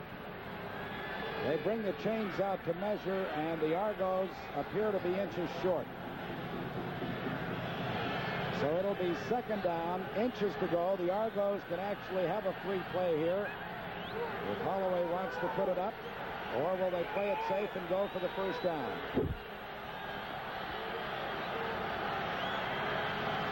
Holloway keeps it himself, gets to the 35-yard line for a Toronto first down. So the Argos came out, held the TigerCats, and now on this, their first possession of the third quarter, have marched to the Hamilton 35. They trail by 7, 23-16. The winner of this game will play the Western Conference champions. It may be the BC Lions, or it may be the Winnipeg Blue Bombers. We'll find that out later this afternoon in BC Place next Sunday, and you'll see it all here on CTV. They swing it out to Minter. John Priestner had him momentarily, but Minter fights his way inside the 20 to the 19. Minter had him at the 26-yard line, but Minter, or rather Priestner had him at the 26-yard line, but Minter was able to spin out. The gain is 16 yards. One of the reasons the TigerCats went to that 6 defensive back scheme was not to get into mismatches. They had it there, as Cedric Minter was on John Priestner, no contest, as Minter is able to elude and outrun Priestner easily. Greer is flanked to one side, Townsend to the other. And the pass goes underneath to Paul Pearson. And Pearson is down to the 11-yard line. We'll have a pickup of about 8 yards. Howard Fields and Mark Streeter were there to bring him down. What a great situation Conrad Holloway is finding himself in on this drive. So many times he's had second and short. You can do so many things from this situation, run the football or go to play-action pass and try and take advantage of a defense playing a little tight to the line of scrimmage. Holloway has thrown 23 times, has completed 17 for 244 yards. He only had 5 interceptions all season long.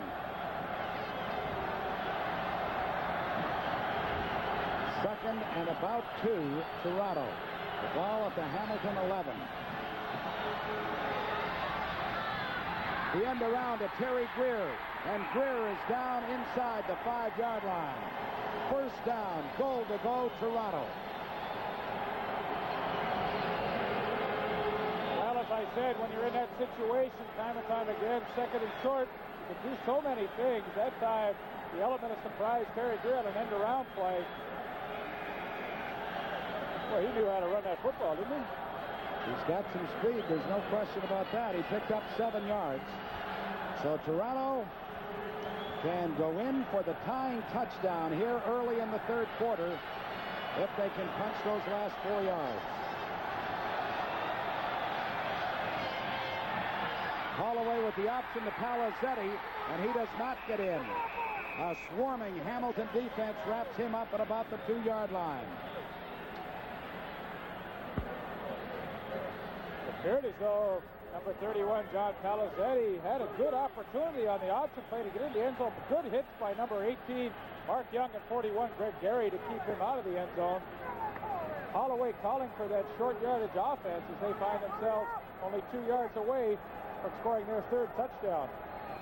9.5 minutes left to play in the third quarter. Hamilton 23, Toronto 16. Second and goal to go. Toronto at the Hamilton 2.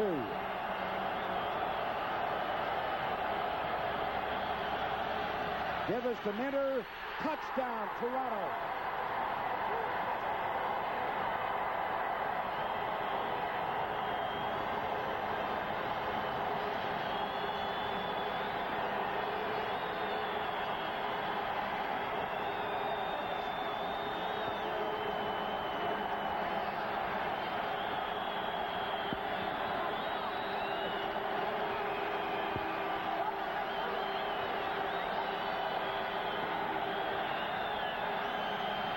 A sellout here at Exhibition Stadium, and they're pretty happy right now. The Argos have fought back from a 15-1 deficit. Hank Olisic will try to tie it, and he does. Well, professional football is such a game of psychology that the Argonauts really have it on their side. Here in the third quarter, into the wind, they've been able to tie this ball game up. It is Hamilton 23, Toronto 23. We'll be back in just a moment.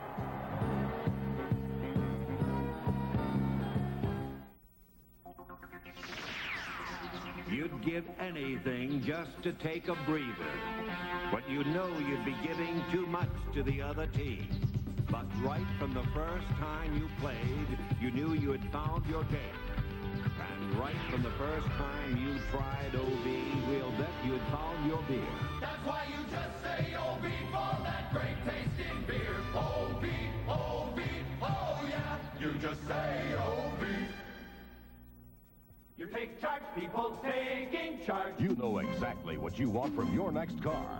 Taking charge in your own way. Taking charge with Chevrolet. Your best vibe, period. Take charge, people. 84 Chevy Cavalier, new front-end styling, advanced front-wheel drive, high-compression engine, available 5-speed, and a price that's down-to-earth Chevrolet. 84 Chevy Cavalier. Price the way you want to pay. You're taking charge with Chevrolet. What an interesting chess match we've got going. The Argonauts keep changing up their offense. Hamilton geared for the 60Bs and the double team on Terry Greer. Greer went inside. They had to change. Now he's back outside. They changed again. And this is Felix Wright.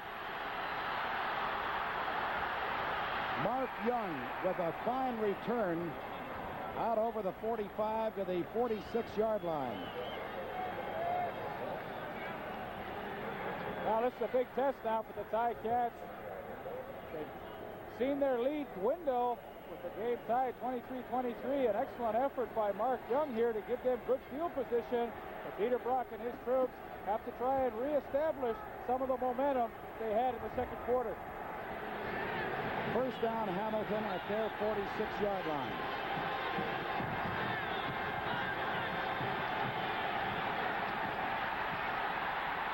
Brock unloads it to DiPietro. And he gets to the 52-yard line. Pickup of 6 yards.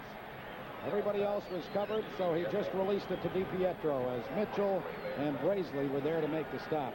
Well, that's one of the things that Dieter Brock does as well as anybody.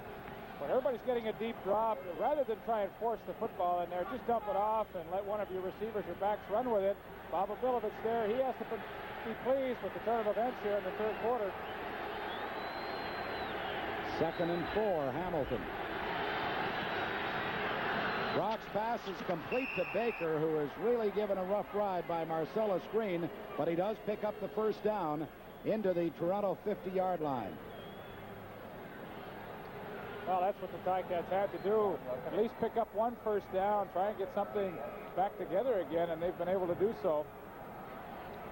You know, Leaf, under normal circumstances, you would think the Argos would be in good shape with a wind in their favor in the fourth quarter, but in this strange game, most of the scoring has been into the wind. Boy, that's for sure, Al. The draw to Bragignola. And the big fullback lumbers inside the 45-yard line to about the 43.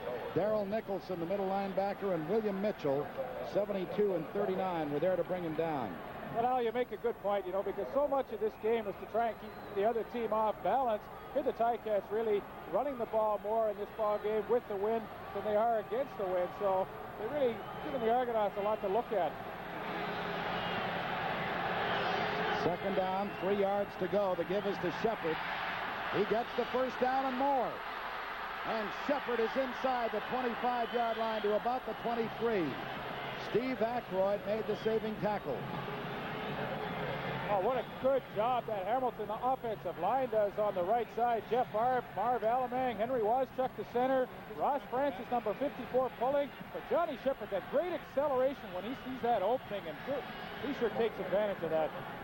20 yards to pick up. First down, Hamilton. The ball just outside the Toronto 22-yard line.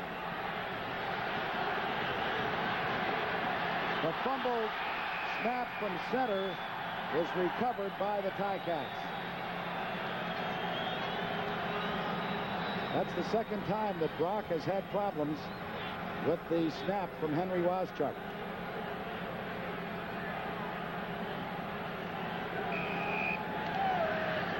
Loss will be a couple of yards. Make it 2nd and 12, Argos, as the Champ defense now comes up from this crowd of more than 52,000.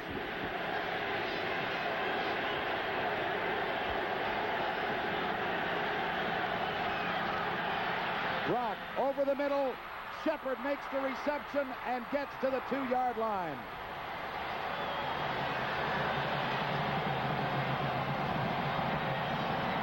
What a big play by Johnny Shepard, who bobbled the ball, then was finally able to bring it in and gets down very close to the 1. Well, he's being covered by number 72, Darrell Nicholson, able to get underneath him. A juggling act, but he comes up with the catch, hangs on after a tremendous hit at the goal line. But what a game Johnny Shepard has had. 2 touchdowns and a great reception there. And this is Shepard trying to bring it in from the 1. A flag is down. He does not get in. Darrell Wilson made tremendous penetration. So too did Steve Aykroyd, and there is a penalty in the end zone. Offside, Toronto. So they'll bring it back to the 1-yard line again. Well, often what happens in these situations is the defense merely lines up offside, not give that necessary 1 yard.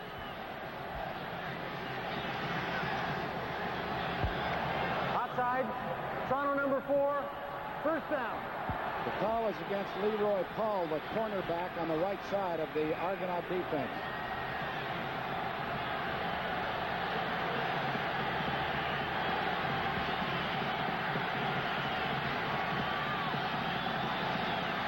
Brock gives it to Shepard. Touchdown, Hamilton.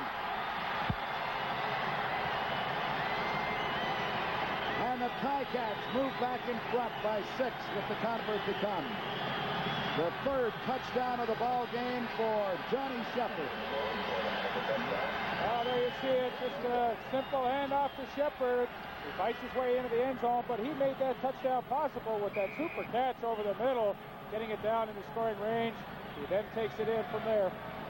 And that comes with 4:49 left to play in the 3rd quarter. The point after by Ruoff is good. And the TigerCats now lead it by 7, 30-23. We'll be back in just a moment.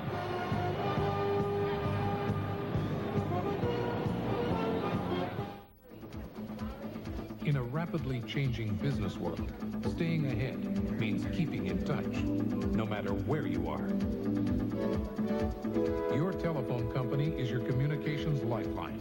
Through it, you're part of this country's most comprehensive national telecommunications network, providing all the voice, data, and image services you'll need today and tomorrow. Excuse me, people, I'd just like to call home.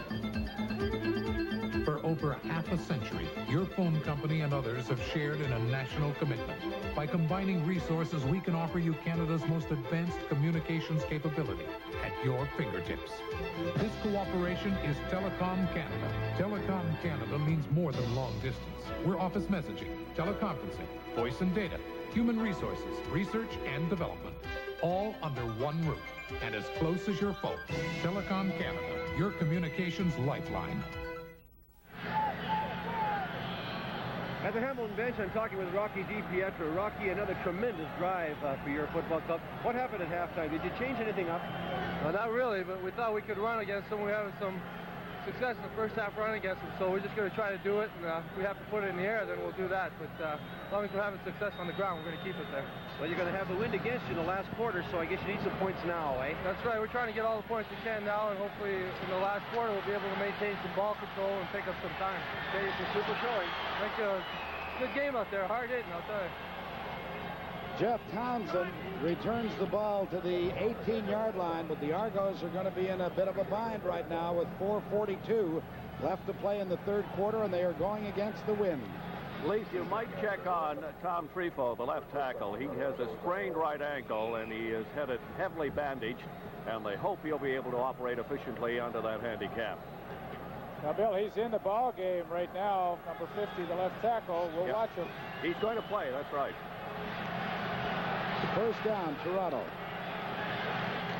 Give us to Minter, and he gets to the 20, not any further. John Priestner, the middle linebacker, was there to haul him down. Pickup is a couple of yards. Priestner led the club in tackles this season with 109. And the TigerCats have played very well defensively the last few weeks when you consider that Zambiazzi has been out of there, and he's one of the best in the league.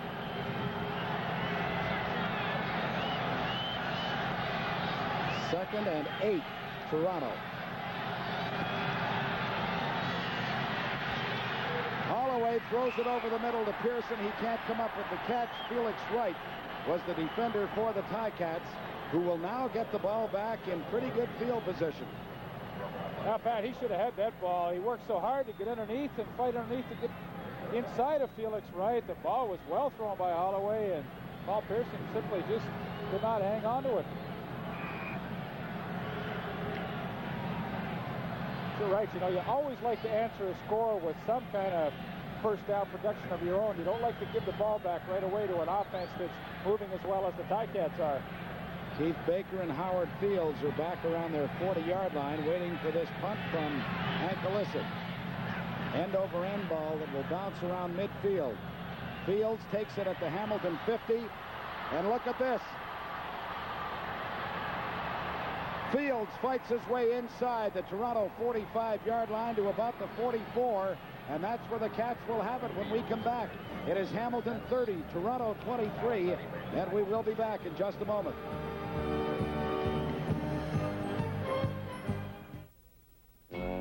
Uh-oh, here's one they don't need us for. Who doesn't need us? Polaroid. Their new sun camera is $30 less than last year, and you still get a piece of the sun and a light mixer. And you still turn bad light into good pictures? Yep. It's designed for 10 great shots out of 10. Uses 600-speed film. Swell. For $30 less? Yep, it'll sell itself. But somebody has to tell the people about it. But not both of us. So that means goodbye.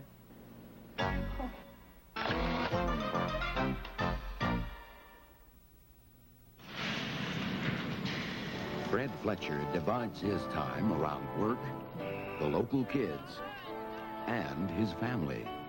As his London life agent, I spend my time with other important things, like his financial planning. We have a trophy for you, Mr. Fletcher. You're the greatest. I can design a sound financial plan for you the way I did for Fred. Your plan may not be like his, though, because at London Life, we feel every life is something special. Well, what a job Al Bruno has done since taking over this club. As you say, this is his 6th game. Went into Ottawa last week, won the semifinal.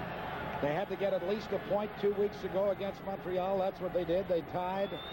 And now they are just 18 minutes away from a berth in the Grey Cup. They lead it 30-23.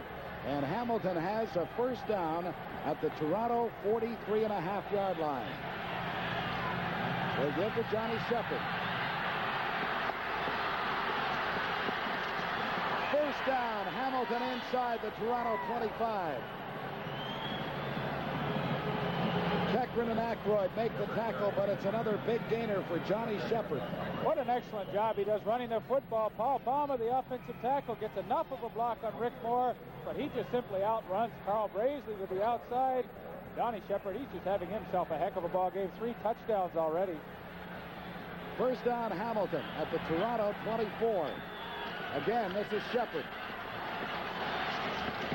And this time he's inside the 20 to about the 18. Marcellus Green and Ken McEachern bring him down. Well, the gain will be 6 yards. Sorry, Pat. You heard Rocky DiPietro tell Al McCann on the sidelines that they felt they could have success running the football, and they're sure sticking to that right now, grinding it out on the ground and taking time off that clock with just 2 minutes remaining here in the third quarter. In case you missed it, James Curry was thrown out of the ball game. He was the Argos right defensive end. Tony Lawson is in replacing him. Brock's pass, touchdown. Keith Baker, no, he did not hang on.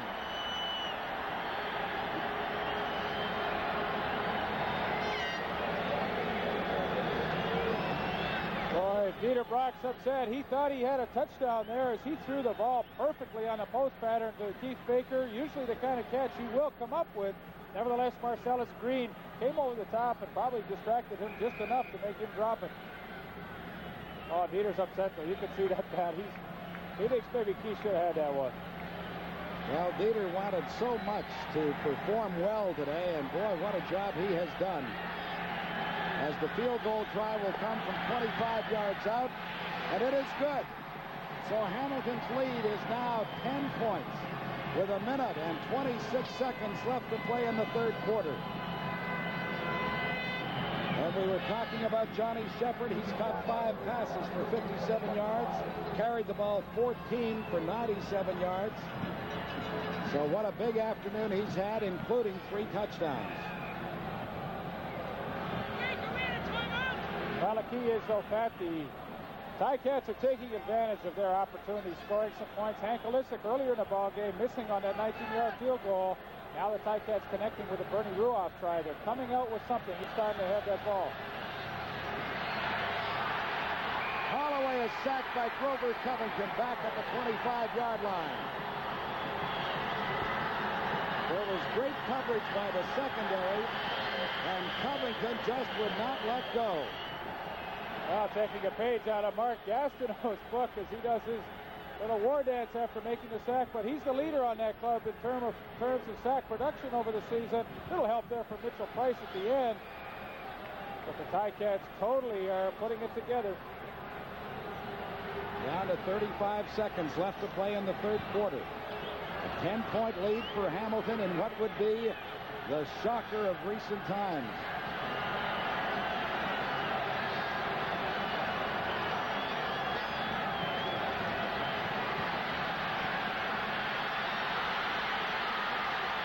Holloway throws complete to Pearson, very close to the first down marker at the 45-yard line. What a job Holloway did. He did not feel initial pressure, but then it did come.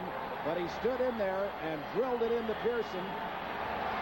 And it is a first down. You said it, Pat. What a great effort. He knows he's just going to get drilled there by Mike Walker, number 61.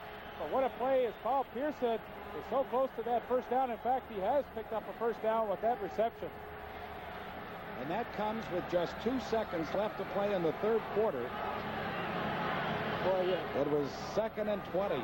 Every game has a few plays that are maybe turning points in a ball game, and you never know. As we look back at the end, that might be just one of them there, because they did not want to give up the football again. The last 2 times Hamilton has touched the ball, they've come away with a touchdown and a field goal. Toronto's got to try and reestablish something here. As you saw, defensive tackle Mike Walker is the injured Argo. And I believe that it was Mike Hamiluk who gave him a little spear job. Just talking to Joe Barnes, I said, Joe, you're going to do anything differently? And the offense, he says, no. He says, we don't need to. He says, we're moving the ball well. He says, that's not the problem. He's right. The problem is they haven't been able to stop Dieter Brock and the Hamilton offense. Well, the defense is continually talking here with Joe Moss, who's the defensive line coach. We'll get a chance to talk to Rick Moore, who is the defensive player of the year for the Argonauts a little later, and we'll find out at that time, Pat, if they're making changes or what they intend to try and do to stop the running of the Hamilton TigerCats. Well, there's no doubt about it that they've been successful running the football. Well, there's number 44, Mike Hamilton, coming in and doing a cleanup on number 61, Mike Walker, but he's up and walking off the field, and I'm sure we're going to see him back in a hurry. He's a tough fella. The Argos will have one more play in this third quarter, going into the wind, and then they'll have the wind coming home. That interesting, the Montreal Alouettes in 1970 are the only third-place finisher to advance to the Grey Cup.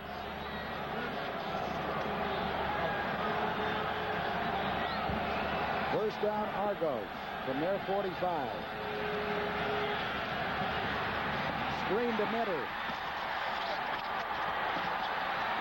Minter is into Hamilton territory at the 49-yard line.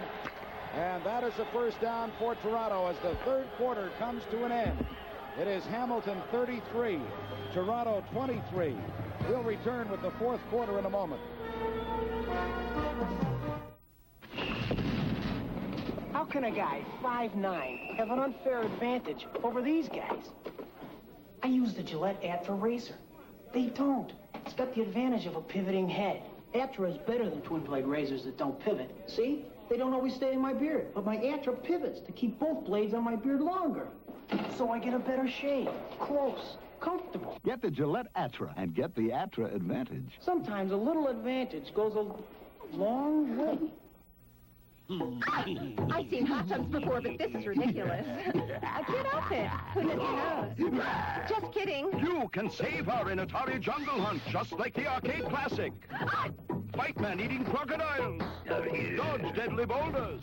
Oh, wouldn't you rather order out? Outsmart hungry headhunters. I know a great little Italian place. 5 Jungle Hunt. Please. Hurry. Jungle Hunt, new from Atari. You've rehearsed it 1,000 times, yet it's never the same way twice. But right from the first time you played, you knew you had found your game. And right from the first time you tried OV, we'll bet you had found your beer. That's why you just say OV for that great tasting beer. OV, OV, oh yeah, you just say OV. Well, there's the flag on the flagpole above the stadium. You can see the wind, but then down at field level, there's very little. That's right, Pat. Very little wind, no rain. It's almost a perfect day right now for the game. First down, Argos from the Hamilton 50. The pass is complete to Pearson at the 30-yard line. He gets into the 29. Mike McIntyre pinned him there, but boy, I'll tell you, Holloway really drilled that one in. He really did, and it's hard to believe that Paul Pearson could be that wide open, that far downfield. He makes just an excellent diving catch here, but as you see, no Hamilton Tigercat defender within 10 yards of him. So this is the situation. Hamilton leads it by 10 points. The Argos have a first down at the Hamilton 29-yard line. Paul Pearson, the ball carrier, inside the 25 to about the 24. He'll pick up 5. Well, that's a play they've used with some success this season, the slot back trap play, and he gets some pretty good yardage there, 5 yards. But there you see the third quarter statistics. And look at that total offense, 401 for Hamilton, 324 for Toronto. We've just been treated to just a really great offensive showing this afternoon. And it's far from over with 13:45 left in regulation time. 2nd and 5, Argos.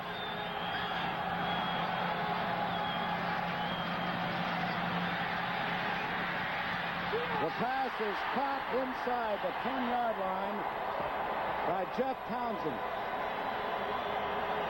Fine reception by Townsend gives Toronto first and goal from the 9. Well, when you get into a game of this importance, you have to have everybody contributing. Certainly number 30, Jeff Townsend, has done his part. Excellent catch right there. The other 2 catches he's had have been on screen plays that he's had excellent yardage from.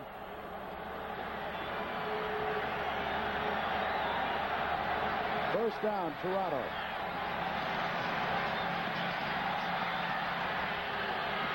Colbert cannot come up with the reception at about the 3-yard line.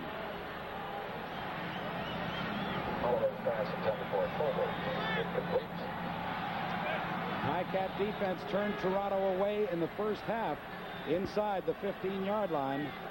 Pat, if I might interject, Mike Walker is going to go back into the ball game. He has a hyperextended elbow. They have taped it all up, put a special pad on it. These are hardy folks. We've said that before. Well, he better get ready because his replacement, 79, Jim Muller, he's limping around already out there. Second down, Toronto.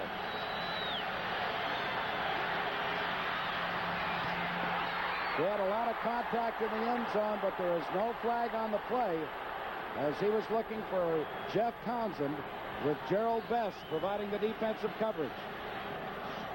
Once again, Holloway having all day to throw that football. Nobody able really to work open. Excellent coverage by number 14, Gerald Best. That's a tall order for a cornerback. When the receiver has that much time, he just does an excellent job fighting through to the football. So Hank Olisic will try a field goal from the 17-yard line. If he is successful, the Argos move back to within a converted touchdown. A line drive that goes through. So the score now is Hamilton 33, Toronto 26, and we'll be back in just a moment.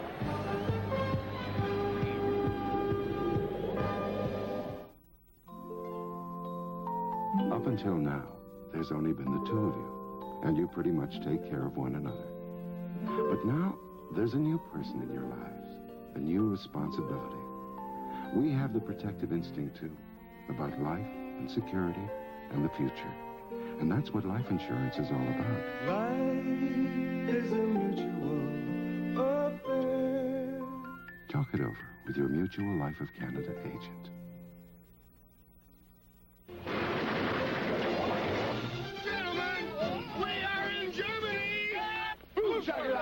The Army will never be the same. So am I to understand that you men completed your training on your own? That's the fact, Jack. You're a lean, mean, violent machine. I'll do it! There's plenty of laughs when John Candy and Bill Murray star in Stripes, a CTV movie special, November 24. Tough treatment out there, are you? Well, really, yes, they are. They doubling me with the zone. The guy on me, he's never going with me, but he got a lot of deep help and inside help. But we're just trying to work the other receivers right now, and I'll get my chance when they come. I guess I'll make the best of it. Well, our thanks to Terry Greer, and let me tell you that the attendance this afternoon is 54,530. That is an all-time Toronto Argonaut record. The Ticats, with a 7-point lead, have first down from their 35. Over the middle to Bragignola.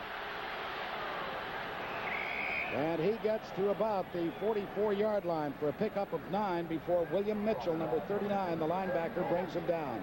You know, Pat, some coach once said, take the win when you get a chance, it may go down. And that axiom may hold true today because the wind has really settled down. It's hardly a factor.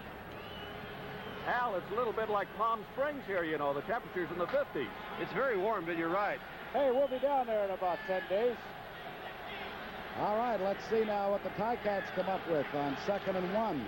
They give to Shepard, and he was able to get underneath William Mitchell and Nicholson and get the first down. Well, you know, we've seen Johnny Shepard make so many outstanding runs today, off tackle and on those sweeps, but this is just a great run right here. It appeared as though he was going to be stopped short of that first down, but just that little extra effort to pick up a half a yard, and they've got their first down. The ball is at the Hamilton 46. The draw to Shepard, and Mitchell fights through the blockers to make the stop after a gain of maybe 2 yards. And, of course, the clock does become very important right now. 10:30 and counting.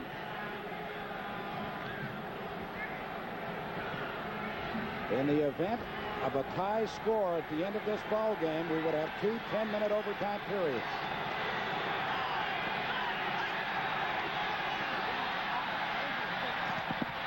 DiPietro makes the catch right at the first down marker at midfield.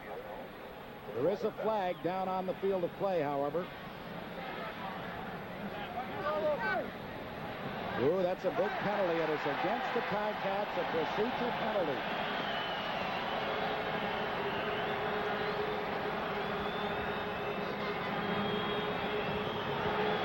This has been a very well-played ball game, though, Leaf. That's only the third penalty against the TigerCats this afternoon.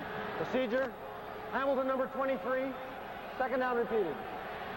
Well, that's the guy that made the catch, Rocky DiPietro.